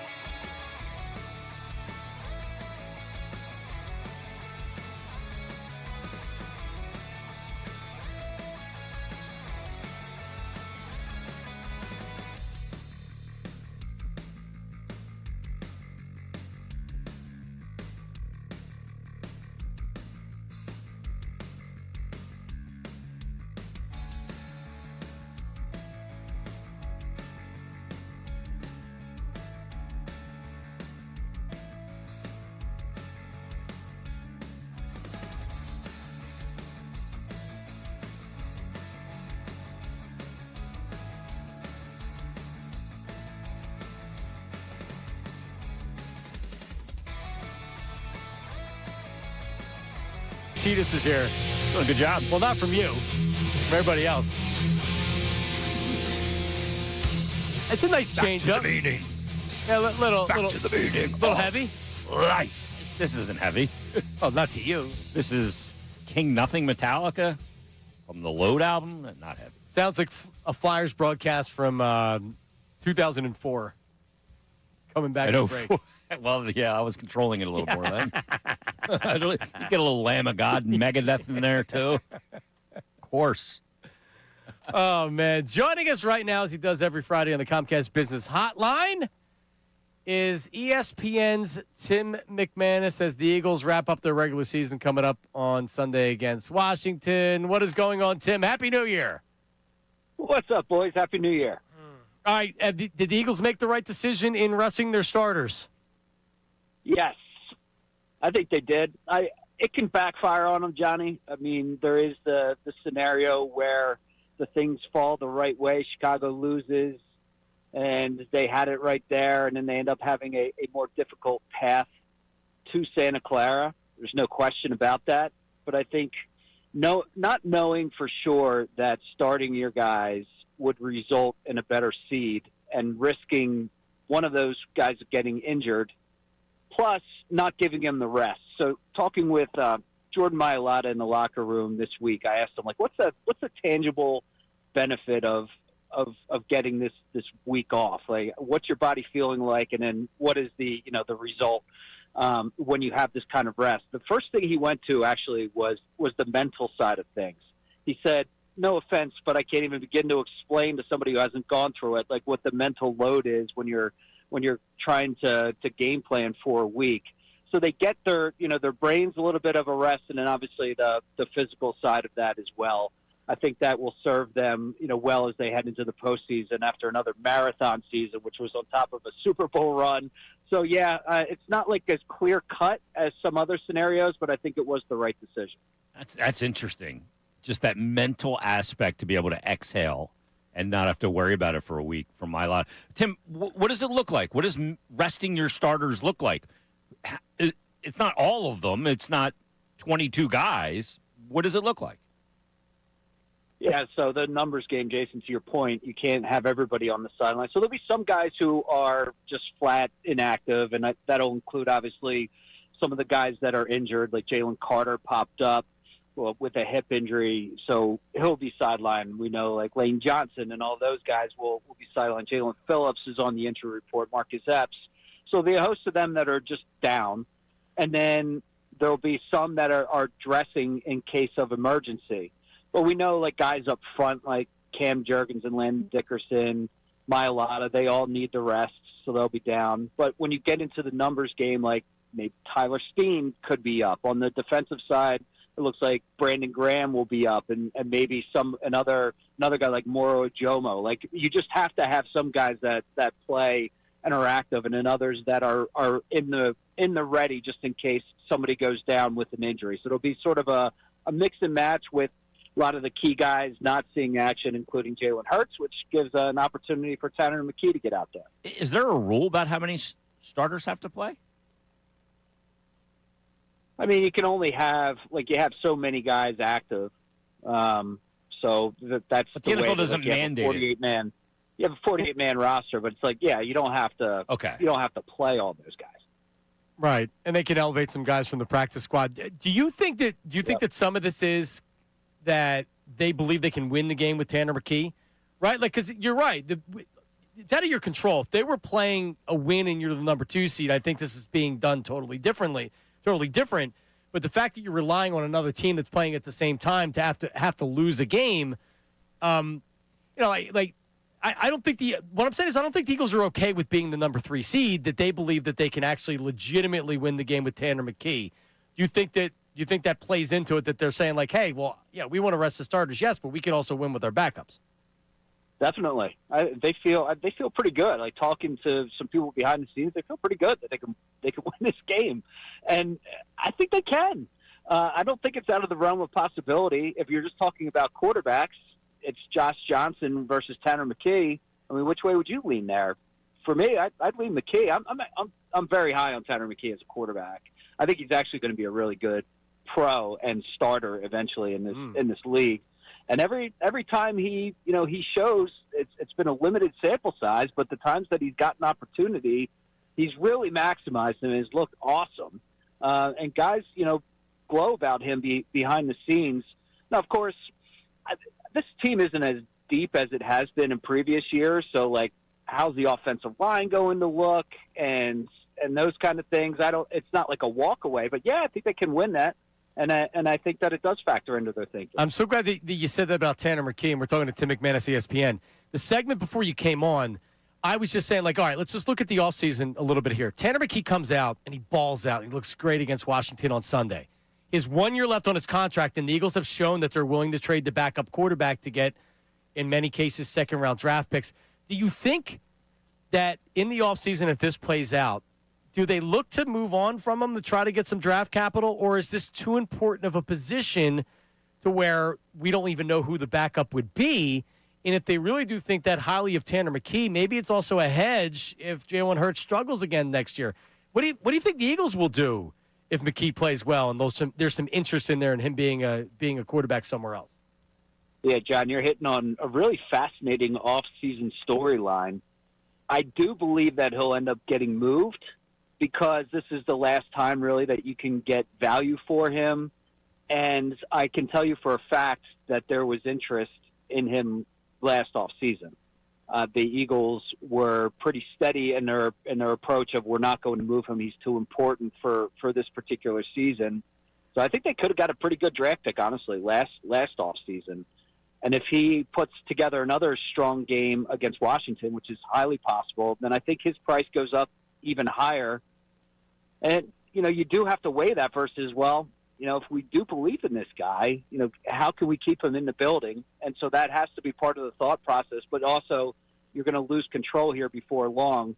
And, with a Super Bowl MVP already in pocket, I don't know that you can afford to keep both. So I think he'll probably end up getting moved, but I think it's a great debate and storyline that we'll be looking at pretty closely once we get past the postseason.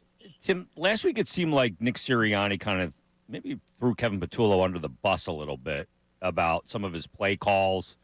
And this week, apparently Nick Sirianni's a little bit more involved. And he said, in particular in the second half, and I look at the second half drive charts, and they're real. I mean, you go, well, could it get worse? Yeah. 3 and out, 25 seconds burned off the clock. 3 and out, 39 seconds burned off the clock. Throwing the defense right back out there. How much scar tissue is there behind the scenes about this play design and play calling and everything that goes along with it amongst the players, coaches, staff, everybody at this point? We're 16 games into the season. Yeah, I mean, everybody knows it's not good enough. Mailata, another thing that he was talking about this week is, just that feeling when you're not contributing on offense, and it sucks for them. And they definitely feel that, and they want to change that.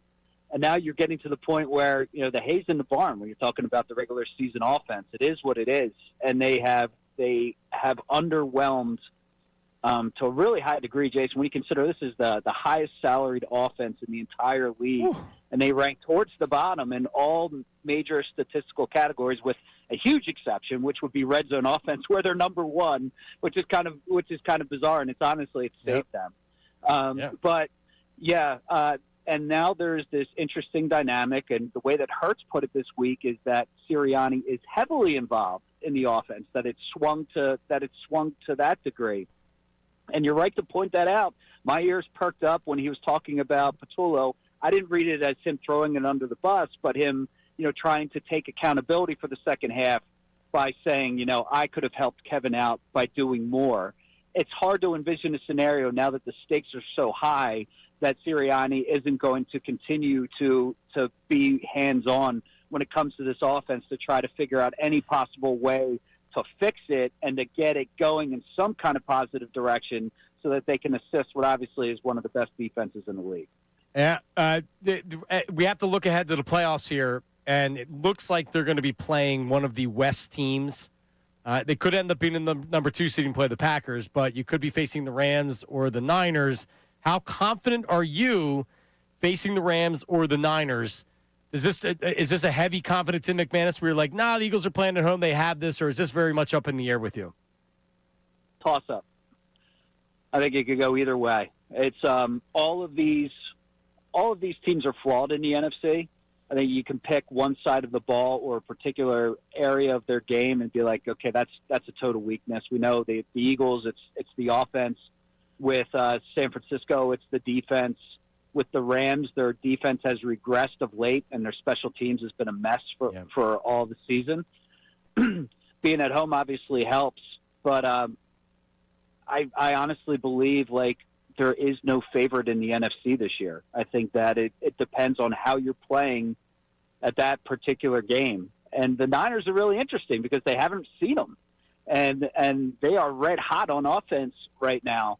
So the 2 seed, I mean, going back to the original point, the 2 seed's easier, man. You could, if you end up with the Packers, they're starting to really regress, and then you could be home for the duration of the postseason. Whereas you're probably drawing an NFC West opponent here, as that number 3 seed if it plays out in a kind of chalk fashion. So it's going to be a kind of a nail-biting opener, and maybe the hardest game of the NFC postseason for the Eagles. Could be the first one if they get that number 3 seed. How much does the last question for me, Tim McManus from ESPN? How much does being playoff battle tested help when you look at the matchups against some of these other teams, like Seattle's a team that hasn't gone through this with Sam Darnold, or San Francisco? They've got some playoff experience. Obviously, the Rams have a little bit more, but how much does that help the Eagles to know what it takes to win in the postseason, having done so last year and ultimately winning a Super Bowl? Yeah, so it goes to the confidence, number one. And I think on the outside of the building, obviously, when you're looking at what's been happening on offense, you're like, I don't know. But internally, Barkley said right after that game against the Bills, he's like, I like us against anybody. And that's kind of a feeling that permeates when you are this talented and you're just a year removed from having done it and seen it. And that's what some of these guys have been talking about this week is like, we've been doubted before.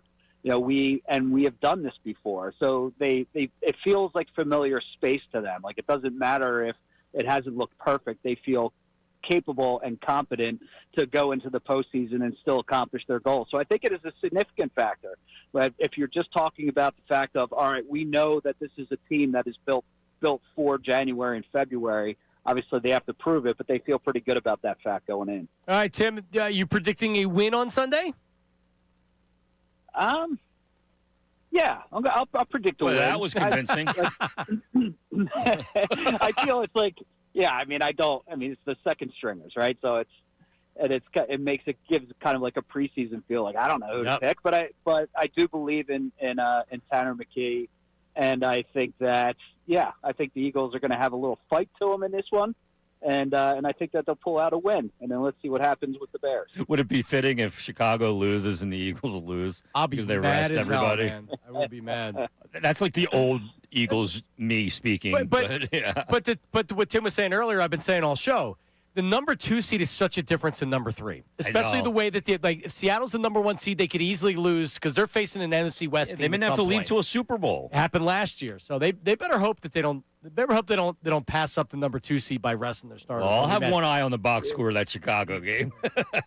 Yeah, no doubt. And to Jason's point, like that's the old Eagles where it would go against them. I feel like the new Eagles, it's like things are, you flip the coin and it's going to turn up heads for them. Yep. Yeah, I just haven't gotten rid of all that scar tissue, Timmy. You know me. All right, Tim, we will hear you on the pregame show on Sunday, and we'll, of course, see you on ESPN, and we'll talk to you next week. Thanks, pal.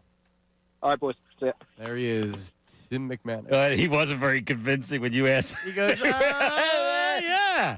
It does have a preseason feel to it. But, yeah, it's one of those ones you go, I think they're going to win, but I ain't putting no greenbacks on it. Well, the one thing is the dummies in Washington will probably try to win the game. Yeah. Because the last thing the last thing they need is a win. Right now, the only thing that should matter to them is not getting hurt with any player that matters and losing for a better draft pick. Yeah. It was like when who did the Raiders play last week? Was it Wash or the Giants? Yeah. The Giants blew them out. And correctly predicted by me, Ray. We have our locks segment coming up. I was all over that. Current players don't give a crap about where you're drafting. Nor should they. They don't. They look at it as you're more likely to get a guy that's going to take my job. Right. No, yeah, they're worried about where they're going to be next year. Putting And something on film. you said it. All right, coming up, Nick Sirianni finally addressed resting his starters when he met with the media today. We'll play that, plus an admission from Ray on New Year's. Hang on, we already did the New Year's segment. What are you doing? All right, that's coming up. Don't go anywhere. Middays with Marks, 97.5 The Fanatic.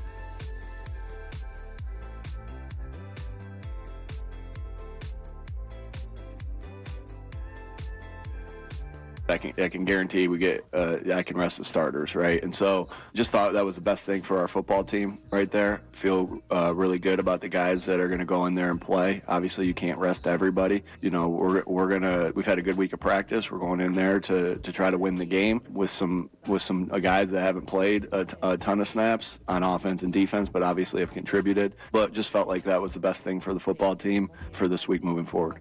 All right, Nick Sirianni. Earlier today, I have no arguments for anything that he said right there. If this was win the game and you're the number 2 seed, then the starters are playing. We agree on that? They're Ray Dunn? Right. I agree with that. And with no guarantee of that, it's risky. And if Detroit were to win, you have to win this game. If you lose and you pass up the number 2 seed because you rested your starters, if they lose and you lose and you're not the number 2 seed, it's a significant advantage to be the number 2 seed. Yep. Especially this year. In a year where we've talked so much about them being risk averse, fitting that that's the decision they came to. Yeah, I wanted to take a look at the line here. We have our picks coming up next segment, our locks of the week coming up next segment. Ooh. But that was a 2-point spread. Let me take a look at it right here as it's loading. But that was a 2.5 point spread, the Detroit-Chicago game. You would think that for a short now. Yeah, for sure, yeah. A game that means so much? Well, you would think that a game that actually is meaningful for one team in securing, because for Chicago it's different. They win the number 2 seed. Yeah. They don't have to worry about any other variable. They win control that. They control it. It is a 3-point line, so it's went up a half a point, at least on the BetParks app. So Chicago -3, which is still a short line. And what accounts for that is Detroit's playing their starters. They actually care about winning this game. Yeah. And they're going out there with no pressure, nothing, and like nothing to lose. Chicago has everything to lose, at least positionally. They're still in the playoffs. They're still going to have a home playoff game. But still. And then they're actually going to have to play the Packers in the first round if they keep it. And that's not an easy game for them because that's division. Yeah, it's got a lot of history, and you're right. That's a really short line. I'm a little stunned by that. I do believe that there is an advantage in having no pressure like Detroit to come in and just play spoilers, play loose. And they have a lot of talent. Yeah, they do. Yeah, they've underperformed this year, maybe certainly below expectations. So, yeah, I think it's a dangerous game for Chicago. Would you feel confident as a Bears fan? No. No, me neither. No, I wouldn't feel great about it. I'd feel great because this came out of nowhere with them. But, I mean, the 2 seed, the difference is so big that for them, too. So, Ray, play it out. The Bears win. They're the number 2 seed. They lose to the Packers. Now the Packers go to Seattle or San Francisco. And they're not losing. The Packers aren't beating Seattle or San Francisco on the road, right? So it actually gives whoever's the number 1 seed, excuse me, whoever the number 1 seed is in the NFC, gives them an easier road. Because if it goes chalk and Chicago wins, and the South team doesn't win, now you're facing an NFC West rival. Right. And that's a tough spot for them. But the Packers-Bears is not an easy game for Could you see Chicago the Packers winning that? No, of course. I do. Well, I just watched the game a couple weeks ago. The Packers blew it. Yep. And they had Willis for a half. And it's unbelievable. They needed an onside kick recovery and then a long field goal just to tie it, and then they won it in overtime. Love left with the lead. So the Bears don't have an easy track. Now, if they're the number 3 seed, they would get one of the West teams, which San Francisco or LA. Right, and San Francisco just beat them, but that was at home. San Francisco was at home, and that was a close game, high scoring. Or was that in Chicago? That was home. That was home, right. Home. Yeah. So, I mean, Chicago, you look at the odds to who's going to the Super Bowl from the NFC. There's a reason why Chicago is the fifth longest odds. They don't believe in them. It's not a good matchup for Chicago. No. As the 2 or the 3. And look, they've surprised a lot of people with their season, me included. I was surprised when they came in here with the record they did. As many wins, they didn't start out great this year, but they have hummed, and they've earned the position that they're in. But that doesn't mean that you really believe in them in the playoffs just yet. That's a different part. Like their quarterback's a gamer. I mean, he makes some bad mistakes. Arm's not great, but he's a guy that gets a little entertaining to watch. But he's not ready for that stage just yet. Well, their defense, San Francisco's defense isn't good. No. So this offense might be because and this goes to the case of the Eagles' defense is not going to be able to carry them every game. This offense is going to have to score at least in the 20s to win these games. In the playoffs. The playoffs, yeah. But traditionally, playoffs are even tighter unless it's a Super Bowl. You know what I mean? Look, and last year was. Look at the Eagles since the bye week, though. I mean, they come out of the bye week. They win that game. The defense wins 2 games in a row. The Packers game and the Detroit game. Yeah. I mean, literally wins them those games. This defense is good enough to carry them. Mm-hmm. I think. Do you want more from the offense? Of course. But this defense is championship worthy defense. It just is. No, 100%. Yep. It's a matter of what can the offense do. All right, we'll have our picks coming up next segment. Ray, earlier we talked about your New Year's Eve, and you weren't. So Ray and Harry came out on last time he worked, which was on Tuesday. He'd come out and said he's going to try a dry January. Oh, I had this conversation with Harry. And then then it's like, okay, well, dry January means not drinking. And he's like, well, no, not that. I'm just not going to drink liquor. I'm going to only drink Michelob Ultra or light beer. Yeah. So Ray termed it as a damp January, which is a great term. So I'm like, yeah, that's fine. We can do a damp January. Ray agreed to do a damp January with him. True. Now, your damp January is what? Just light beer? Yeah. No liquor. No liquor. No high IPAs. alcohol IPAs. Right. Okay. So, Ray, how you doing so far? Today's only the 2nd of January. How you doing? I'm out. Already? I'm out. You buckled. I forgot. I took a shot. How do you forget? Oh, it happened on Tuesday. We were out having a couple, and someone's like, "Oh, let's take a shot." What am I supposed? Well, that wasn't January yet. So Ray, No, yesterday. Ray said he did a Yeah. shot after New Year's after the ball dropped, and I said that doesn't count. That's fine. Yeah, that's part of the celebration of the 31st. That's still the Right. 31st. I'm Yep. not worried about that. But when you then- wake up that day is when it begins. correct. But then Ray said what? That I took one yesterday at 2 Street. Yeah, so I'm out. What'd you take a shot of? Fireball. At 2 Street? Yeah. Oh my God. I hope you had the under. How about that? Yeah. The under Seriously. was a lock. Yeah, Harry termed it to me when I talked to him that I'm having a dry January. I said, well, if you're going to drink Michelob Ultra or light beer, it's not a dry January. You can't call it that. He said, I'm calling it a dry For him January. it is. I can call it that. And I said, but it's not dry. You can't call it that. Damp January. That okay, I can buy into. But he insisted on calling it dry. But I also said, I understand that. But we don't want him to go into convulsions An or anything apoplectic like that. shock. Right, like he can't just totally not give his body alcohol. That'd be bad for him. Yeah, it would be quite shaky. 1 o'clock hour of the show brought to you by Morgenstern Hair Restorations. Great team sticks together. So does great hair. Morgenstern Hair Restoration championship results. Visit morgensternhair.com or call them today, 610-980-4000. Football Fridays brought to you by Norristown Chrysler Dodge Jeep Ram. Driving to great deals at Norristown Chrysler Dodge Jeep Ram and get great deals on a Chrysler Dodge Jeep or Ram. Visit norristownchryslerdodge.com. Our locks of the week, our Liberty Safes lock of the week. And our picks on the Eagles game and everything that's coming up next. Middays with Marks, 97.5 The Fanatic. Now on 97.5 The Fanatic Sports Update. Sitting the starters, I'm Ray Dunn with this Fanatic Sports Update. Nick Sirianni met with the media today and finally got a chance to explain himself, his decision to rest the starters for this Week 18 game against the Commanders. Here, Sirianni. At the end of the day, it's not a guarantee that we can get the 2 seed, but I can guarantee we get. I can rest the starters, right? And so, just thought that was the best thing for our football team. And that's what they're going to do against the Commanders with the number 2 seed still technically up in the air. If the Bears were to lose to the Lions and the Eagles were to beat the Commanders, the Birds would get that 2 seed. But the Birds opting with rest for the final week of the regular season. 76ers won 123-108 over the Mavericks last night. Back-to-back wins for the team with the big three playing together. They'll play the Knicks at Madison Square Garden tomorrow at 7:30. Flyers and Oilers tomorrow at 3:30. Both those games here on the Fanatic. This update is brought to you by the Crohn's and Colitis Foundation. The Crohn's and Colitis Foundation has been at the forefront of inflammatory bowel disease research and care for over 50 years. Learn more about research, education, and sport at Crohn'sColitisFoundation.org. I'm Ray Dunn, your home for the Sixers, Flyers, the best birds talk in town. 97.5 The Fanatic and 97.5TheFanatic.com.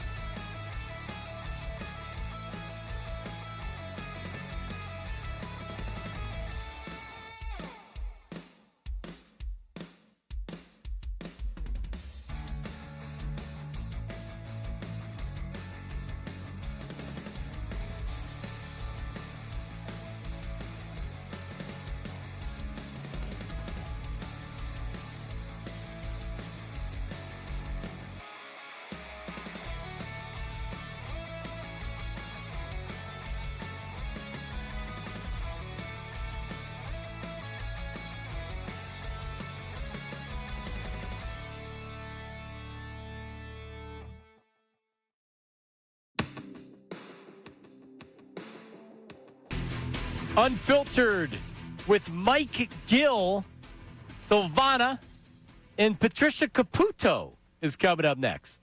Gill and Sill. Gill and Sill. Wow, there's a ring to it. Does? Gill and Sill coming up next. Leave it to Ray. Good name. Can I go to the text board? Of course. I got a text earlier from our old pal, the Colonel, Mike Kern. The Colonel texted. The Colonel checking in and says, "Are you sure it's really not Saturday? Happy." I said, "Happy New Year, Colonel." He goes, "You guys sound good." As does John, Harry, and Sean with John. Oh, so oldies but still goodies. Mike's still enjoying it. Yeah, and then he goes, "Aging well on Saturdays." Look at the way he spells Saturday. So does he do it on purpose? Saturday. Is he good? Johnny Marks? I don't know. Do you know who Mike Kern sounds like? The Cuz. Yeah. The Cuz and Kern both, if on the radio, if you close your eyes. Yeah, if you close your eyes, you're like, you know what? That does sound like Anthony, no? There's a little bit, like, Kern's a little bit more Port Richmond. Yeah, then Anthony's more South Philly. Saturday. Saturday, the whole thing. Yeah. I'm not talking about Jason's Kern. I'm talking about the actual life. Is he good? I don't know. They both sound like they're from Philly. What's the Colonel doing these days? He's sitting in his Barca lounger with awful Wi-Fi. Like me and Harry tried to have him on the podcast one time, and his Wi-Fi's going in and out. He's on like a dial-up modem. He is AOL. Yeah, he gets like the disc in the mail for the free internet minutes. Do you have a game? I got a game tomorrow. Yeah. Flyers, Edmonton tomorrow afternoon, 3:30 here on the Fanatic. They haven't played since New Year's Eve. Yep. Okay, so they 2 fly days between. Are they still road? Yeah, so they left Disney on Calgary Ice the is next still day. here, Yeah, so they stayed in Calgary on New Year's Eve night. Oh, then boy. Flew up to Edmonton. What a wonderful, balmy trip I'm sure this is. And then they'll play the Oilers coming up tomorrow, and then they're back home for a 4-game homestand. When Cutter Gauthier and the Anaheim Ducks come to town with Ed Snyder Legacy Night, that was like kind of the game last year, right, where the place went nuts and it was a raucous environment. It was actually the last game I went to last year before I had to stay home when I was in treatment, and it was a raucous environment and sure will be. Oh, I bet. Anaheim's been good this year, too. So. And Flyers have been great, so you would expect They're going to be a playoff team. Yeah? Yeah. Yeah. No, they certainly are. All right, let's get to our Liberty Safes Lock of the Week. Lock it with Liberty Safes in New Jersey, the largest selection of safes in the tri-state area, showrooms in Mount Laurel and Hamilton Township, libertysafesnj.com. Can't say enough of them. Go to the website, give them a call. And, they're been in business for decades, family-owned and operated. Brian and Deborah, they're the owners. They're the best. They're the best, and you contact them. They're going to be with you from the minute you walk into their showroom or you're asking about what you see online until the safe is installed, delivered, etc. So check them out, libertysafesnj.com. Ray, you remember last week we were with Gil, and every game that I gave out, he's like, yeah, I don't like that one. Like, I don't know. Meanwhile, I think every game I gave out won. Pretty sure it did. Right? Like, I went Giants over Raiders. I said that'll be an easy game. He was kind of like, I had the Seahawks over the Panthers. That was a win. Every game, like every week, and he was everyone he disagreed with. So good work by you. Yeah. He tries to do that though. He tries to throw the little nugget of this gambling trend goes against you because he did it to me the week before. He looks at some site that has trends out there, and he'll spit the trend that says why your bet's going to be wrong. Yeah. Even though I was right. Yeah. Ray, this team coming off of this and that. Yep. And, yeah, Right. blah, blah, blah, yeah. All right, Ray, I'm going to let you start. What do you got? All right, the Buccaneers are dead. They've looked just atrocious over the last 2 months. Dolphins. I think that the Buccaneers are losing this game, and I'm taking the Panthers +3. I feel like that's pretty safe to get them at the +3. That's my line. It's not a Panther line. It's more of a Buck line than a Panther line, but it's not. 3 points is more or less. Both of you teams suck. On a neutral field, it's a pick 'em. Right, and I think the Buccaneers are getting the same level of respect that the Eagles got 2 years ago during the collapse of like this team's better than the way they've played. They're not. They might be, but they're not going to play that way. No, this is and I don't think Bowles going to get fired. But if you watch them play the last couple weeks, at least Carolina, they play hard for that head coach. I actually agree with you here. I like Carolina outright in the game. You get them at +120 on the money line right now. All right, Jason, what do you got, buddy? I actually am taking a team with points for an outright winner this week, too, and I'm going with San Francisco. At home against Seattle. Getting points. Yeah, I'm getting, 2? I'm seeing 1.5 or I'm 2? seeing 1.5 on the BetParks app. But Well, I'll just take the outright. I'll take the money line. Outright. Yeah, that's exactly right, Mikey Miss. And we'll take the outright winner. And we'll take the 49ers. Yeah, I'm trying to pick a game that actually matters. It's only plus 105. I would take the point just in case. I don't think it's worth the money line. Yeah, I'd rather have the point. I'd rather have the 1.5. I kind of like the Cowboys too. I like the Cowboys a lot, although the line seems too easy. Yeah. Doesn't it? But you would think that is Dak playing? Dak wants to go balls to the wall to the end of the season to pad those stats. I agree. And the other thing is the Giants after last week, I think are just ready to keep the equipment in the car. They got the win. Yep. All right. Well, I do like the Eagles, by the way, to win, and I think they do cover the spread. It's 4 points right now on the BetParks app. I'll take them to win 27-20. I think Tanner McKee looks very good, and he doesn't even finish the game. Sam Howell is in at the end of the game. Wow. Okay, so Sam Howell gets some snaps. How about that? How about that? But I'm going to pick Ravens-Steelers on Sunday night. Steelers are at home. They're 3.5-point underdogs. Lamar Jackson's playing. He's claiming he's never quit on Baltimore, on the Ravens. You have columnists in the Baltimore Sun saying it's time to get rid of Lamar Jackson. I don't know what the fallout is for whoever loses this game. If the Steelers lose, does Tomlin go elsewhere? That's an end of an era. If the Ravens lose, do they trade Lamar Jackson? Even if they win, do they trade Lamar Jackson? But every single time people try to pronounce Mike Tomlin and the Steelers dead, they never lose. I'm going to take the Steelers plus 3.5. It's a tight game. Both of these teams stink. It's the worst division. Yeah, it's in Pittsburgh. Aaron Rodgers, maybe in his last game as a pro, maybe. Yeah. But I'll take 3.5 points and the Steelers. Has Mike Tomlin ever not been the coach in your lifetime, Ray? He has, but I don't remember a time. Right? Yeah. Yeah. So you were born in the Bill Cowher years. Yes. I mean, they've had 3 coaches in our life. 60-some years. Yeah. Chuck Knox, Bill Cowher, Mike Tomlin. Seahawks 1.5 favorites on the road against San Francisco. What do you think of that, Ray? I mean, it's obviously a Seahawks line. Yeah. Scream Seahawks to me. But Darnold's walking into San Francisco and winning? Fran. That's I would just stay away from the game total. No, I'm staying away from it entirely. This entire slate this weekend was something I'd stay away from. I only gave a pick because, we did the segment. Yeah. Last week, I felt great about the over I gave. This week, I don't feel great about any game. Remember we were talking about Baker Mayfield for MVP? Yep. How long ago was that now, man? Jeez, Yeah. that season like fell Baker apart. turned into Baker. Yeah, and Clock struck midnight. He's undersized. He gets banged up. Yeah. And he tries to do too much. Makes mistakes.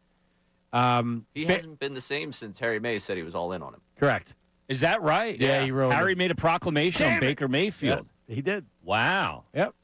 Look, I think it's actually a pretty intriguing card this week because of all the different things that can happen. Saturday's great. I know Dog is not Mike Mad or Mad Dog's not. Give him a win. agreeance. Give him a loss, Dog. Yeah. Pick on the Bears are 3-point favorites against the Lions. I know I've been talking up this thing of the Lions winning. I'll take Chicago -3. I'll take the Lions winning. You want to go head to head? Head to head for a sandwich or a hot dog? All week I've been talking about the Lions. 2 weeks I've been talking about the Lions winning, and I'm picking the Bears -3. Let's go half a Sorry. sandwich on it. All right, half a sandwich. Yeah, we'll make it. Look at it. We don't buy a sandwich. Yeah, we just say it. You make one. You bring one. You want me to make a sandwich? Yeah, I'll just make a half. good sandwich. Just a half. Okay. Yeah. We can What split are you it. gonna make? Bologna and cheese, pork roll? No, not a hot sandwich. How about a liverwurst and onion? Probably a turkey. Okay, I'm down with that. Turkey and cheese. You know what? I bought Prefer the chicken breast. I bought some roast beef, some nice rare roast beef from Wegmans. Oh man, it was so good. It's been so long since I've had a good roast beef sandwich. Light mayo, You salt, go and Proby? pepper. No, I go American. You go American on that? Yeah, I like provolone cheese on an Italian hoagie or hot on a cheesesteak. I don't like provolone. Period. I don't like it cold unless it's on an Italian hoagie. Yeah. And then sharp provolone. Yeah. So, Ray, who do you like in the game? Lions, Bears. I like the Lions. Do you like the Lions to win? Yeah, All me right. too. I just think Dan Campbell and that group, if there's ever something to motivate them, This is the game for let's just Dan go Campbell. ruin Ben Johnson's summer. Yeah, he'll have some kind of a great pregame speech Right. to All his right. guys. We're It's about pride. We're coming in here on Monday talking about the Eagles taking on the Packers. I hope. As the number 2 seed. That'd be great. So just so you know, actually, Yeah. we'll do this on the other side because we're already running out of time because we have the YouTube chat recap. But I'm praying that the Eagles play the Packers for a reason that some people may not realize. We'll talk about that coming up next. Middays with Marks, 97.5 The Fanatic. Start your morning.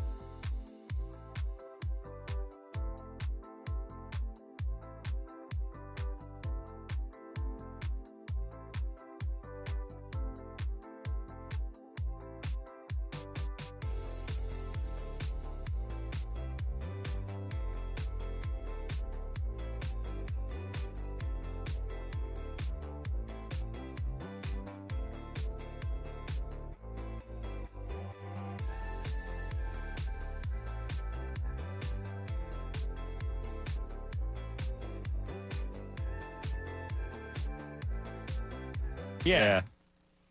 Maybe that was part of the It might have charm. I don't know. No, but it was just on when I was doing the Flyers game, so So it was just pregame on. started at 9, and it was on. And It's just like you said. I went to walk the dogs before I had to start postgame show. So like during the beginning of the third period, I went up and got the dogs out of my wife's bedroom, and I got them at 11:40. She made it till 11:40, as I said, and then Ray said 11:45 is when I had that moment. And I'm going back downstairs, and the TV was left on in the family room. Why? Because it's always left on, unless it's by me. And let's go to Shakira live at the Hard Rock in Miami. And I'm going, I wonder what she's going to play. And last I remember her, she was on The Voice, right? Correct. And I've always been a fan. And wouldn't you know it, great music. she plays Hips Don't Lie. That's a part of this. Can you name another Shakira song? No. That one. Yep. That's it. Yeah, if one played, I would probably be like, yeah, all right, that's another Shakira song. That was the last conversation I had in 2025. Was can you name another Shakira song? And everyone being Without Googling. Everyone would be like, no, I absolutely can. I don't even know who absolutely did that song with her. Wyclef Jean. Is that right? Okay. I didn't know that. Yeah, he doesn't exist in any video that's with her. Huh. She is an absolute smoke show. Yeah, no, she's great. But she's aged. How old is she? She's got to be close to 50. 48. That was the second to last conversation I had in 2020. Is that right? She's 48. 48. Yeah, but Jason, that doesn't mean that. And I think naturally, Not what it does anymore. I think naturally, she is youthful looking, but like, come on, all these. I mean, I would probably have plastic surgery if someone wanted to give me a facelift or something. Well, I didn't even about her. I didn't even know she had a head. After that performance. No, but she also is. If you want, like you had said, The Voice. That's where I was watching The Voice with my kids. I think during that time, and like she's very likable too. She's sweet. Yeah, she's very girl next door-ish in a way. Nice, good smile, and she's like beautiful, of course. Love to bring her home to meet your mother. You know what I mean? Yeah. Sure. Like, oh, this is Shakira. My mom would be like, huh? Very funny. I'd be like, hips don't lie, Ma. All right, let's before we get to the YouTube chat recap. One of the biggest reason. The second biggest reason, because the biggest reason I want the Eagles to be the number 2 seed is I think the Packers are the second weakest team in the NFC. Whoever wins the South the weakest, the Packers are clearly, like, they're not playing their best football right now. They're just not. I think the Eagles would beat them. But also, Ray is a big Jordan Love fan. I know. How are you remaining a Jordan Love fan after you see what the Eagles defense did to him? He looked confused. The Eagles defense is championship caliber. You know, it might be the best that we've seen. It's not Jordan Love's fault. But he's got the bit where he really does like Jordan Love, but it's become a bit, and it precedes me. I had nothing to do with I didn't start so you didn't start this. No, I came on the show, and it's like it's well known that Ray's a big Jordan Love fan. Right. All right, so Ray's a big Jordan Love fan. I like being a radio professional like myself, I believe that you have to finish the bit. So that would mean if the Eagles played the Packers and Jordan Love, Ray would have to choose between Jordan Love and the Eagles. And he clearly would have to choose Jordan Love, and he would have to root for the Packers. No. He clearly can't do that. Why not? You can't disavow a franchise for a player you admire. But you don't have to disavow. You just have to. But you want them to win? Yeah, you have to quietly root for Jordan Love because the love for Love. No. That finishes the bit. No, he doesn't love Love. He likes Jordan Love. The bit's more. The bit's more important than the fans are. Listen. The audience and the fans are going to realize that this is a bit, and he's not really rooting for the Eagles. Okay, so it's not going to have long-term ramifications to his credibility. No, he's allowed to, after the game's over, we laugh at him, we yell at him, and it's over, and he's an Eagle fan. I'm not trying to take it. I'm not trying to make everybody hate Ray. You're telling me that context is going to exist on social media. Yeah. Good luck. I see Dutz captioning it right now. Ray is rooting for the Packers on Sunday. Well, if Bayless, look at this, smoking JL. a cigarette with Jordan Love. Yeah. If Bayless on doing a shot. YouTube brings up a good point, I started the whole Ray smokes bit, and you've embraced that. Yeah, I smoked a cigar yesterday because of it. No, you smoke cigarettes. I know. Did you smoke a cigar yesterday? I did. Did you inhale? No. Why not? Why would you smoke it then? I don't inhale a cigar. But that's why I don't smoke cigars. I've never smoked a cigar. What's the point of doing it if you're not inhaling it? There's no payoff. It feels nice. People think it tastes nice. I hate cigars. Cigars are the worst. I hate people that are smoke cigars. Oh my God, I hate it. There was a guy. We were driving. We snow tubed up in Blue Mountain the other day. We were Blue Mountain. Went up with the family, and we were driving the back roads to get back to the highway. There's a guy. He's shoveling. And it's like a commercial property. It's not a house. It's a commercial property. So he's out there with he's got just like a sweatshirt on, and he's got the shovel, like on the ground, and he's like taking a break with a big cigar in his mouth. Yeah, he was a union member. Puffing the cigar. He had to take a break. And I'm thinking, like, why are you smoking a cigar while you're shoveling? Yeah. Like, of all the things to do, you want to like smoke some weed? Okay, then go for it. Unless you're inhaling it. You notice now, like, everywhere you go, you smell weed. Yeah, because people smoke. It's like everywhere now. I'm surprised they actually smoke weed instead of using the vape or like. But I do. I'm at the Jingle Ball all right, which is mostly teenage girls and their parents. Yeah. Right? And I'm like, how long until I smell weed? Probably the second song. Yeah, as soon as the lights go out. I was at Kids Bop in Camden, and people couldn't control themselves not to smoke weed. Then you're talking about 6- and 7-year-olds. Yeah. Smoking weed That I at get. Kids Bop. That I get. But do an edible. Right. So I'm saying, like, you can't just walk away with a vape pen. Vape. It can't smell like a dead show No, at the man, Kids Bop. I'm totally against smoking real flower at Kids Bop. Well, or the in the thing is, like, you can be behind a car at a stoplight. You get it. When you go anywhere in the city, you'll smell it. Ray knows this because you walk out of any store. Yeah, That's everybody's smoking weed everywhere. All right, let's get to the YouTube chat recap before we get in It's trouble. time for the YouTube chat recap. How about filling us in? Let me tell you something else, man. Watch us live on YouTube every single weekday. I can't lie. Let me tell you something.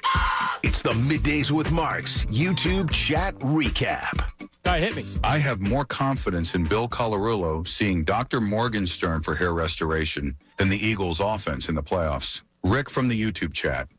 Wow. Let me That's think a of it. shot.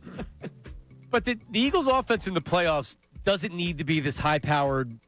As Tim McManus brought up, they're the highest-paid offense in all of football, but yet they're producing at a low level, 26th or something like But that. number one in the red zone. They just right, and that's what saved them. Tim said that he's right. If they don't produce like that in the red zone, we're not here right now. No. And they need to continue to do the same thing. When they have the opportunities, they need to cash in. And for me, it's more about fourth quarter, third down, Jalen Hurts. Yep. And that's where They're he can take hideous. off and run the ball. Well, the advantage of the tush push is gone. There's no It's tush been a push. huge issue for them. Yep. All right, what's next? Herb is somewhat entertaining for his total lack of connection with reality. Bewildered from the YouTube chat. Herb? Yeah, I feel bad for Herb. Yeah, he's really. This bot's got its hooks in him. Yep. Clouding his judgment. But Not Herb has the woman's new, like, the personal cell phone. Before, Yeah, he believes he has. this person Okay. randomly texted him and sent a picture from the work cell phone. But now she's given him the real cell phone. Yeah. In other words, the handoff to the person that extracts your wallet. Right. Yeah, you're right. This has been moved on to a different department. Okay? To a different What country do you think they're in right now? I think this. I said Bangladesh earlier, but I'm going to change it to Budapest. Yeah, Budapest. Or am I? Yeah, you're not too far from Poland. The whole thing. All right, what's next? Poor Herb. He thinks he's texting Livy Dunn, but he's actually texting Ray Dunn. Silvana from Unfiltered. Oh, wow. Ray, are you behind this? I was accused of running this racket. No. Who was the college player that got catfished? Manti Te'o. Manti Te'o, yeah. And people didn't believe that he actually got catfished. Yeah. He got catfished. Yeah. He was from the island of Oahu. Yep. He didn't know any better. He would have trusted anybody. Like Herb. Yeah. I'm telling Herb. There's a naivete. I'm telling Herb that he's getting scammed, and he's still doing it. Yeah. You can tell him about the reverse image and everything that we had. We did some investigative journalism on the program today. Okay? Yes, don't care. the image that was sent to Herb, the woman, is actually out on the internet, and it's like we already know it. Widely being used. Yep. All right, what's next? Hips don't lie is Ray's motto in life. If Bayless from the YouTube chat. Hips don't lie. What? That's Ray's motto. In Is it? life. Now, Ray, do you like is your type a kind of a muscular? I'm not talking about like muscle as in whatever, but like toned. Yeah, like a toned or because I don't mind a voluptuous figure. What about you? Like a solid figure. You like a solid figure? Yeah. Your ex-girlfriend that broke your heart. What was her figure? Ray had a girl. Oh, that you broke his can't heart. go. You can't ask him about his ex-girlfriend on the air. Not with a minute left. Not with a minute left. Not with a minute to start or a minute left. We've already talked about that. Harry's a guy that likes a nice big rear end. Yeah. Harry always has said that. I've always been more like You like heroin needle. well, no. That's Mikey Miss. No, you like the heroin chic. All right, give me 30 feet girl. Give me one more. We're almost out. Ray rang in the new year outside of Philly Dive, PBR in hand, $14.62 in the bank, fireworks overhead, took a long drag of that parliament and said, "This is my year." If Bayless... Do you proof parliaments, Ray? You steam them? What's your cigarette of choice? Marlboro, Newport. obviously. Marlboro? Yeah. Reds? Yep, of course. Yeah. I used to have a guy that just come into the deli and go, "Give me a hot pound of half cap and a pack of humps." He wanted the camel, no filters, and a pack of humps, and a hoagie. A hoagie. Worked at the sub shop. Coming up next, Mike Gill and Sill. Gill and Sill on Unfiltered. Ah, sounds How like about that? Sopranos characters. Patricia Caputo at the helm doing updates and everything else. Jason, have a good weekend, buddy. Happy New Year, everybody. Yeah, we'll talk. Eagles number 2 seed Monday. I hope so. All right, we'll talk to everybody. See you.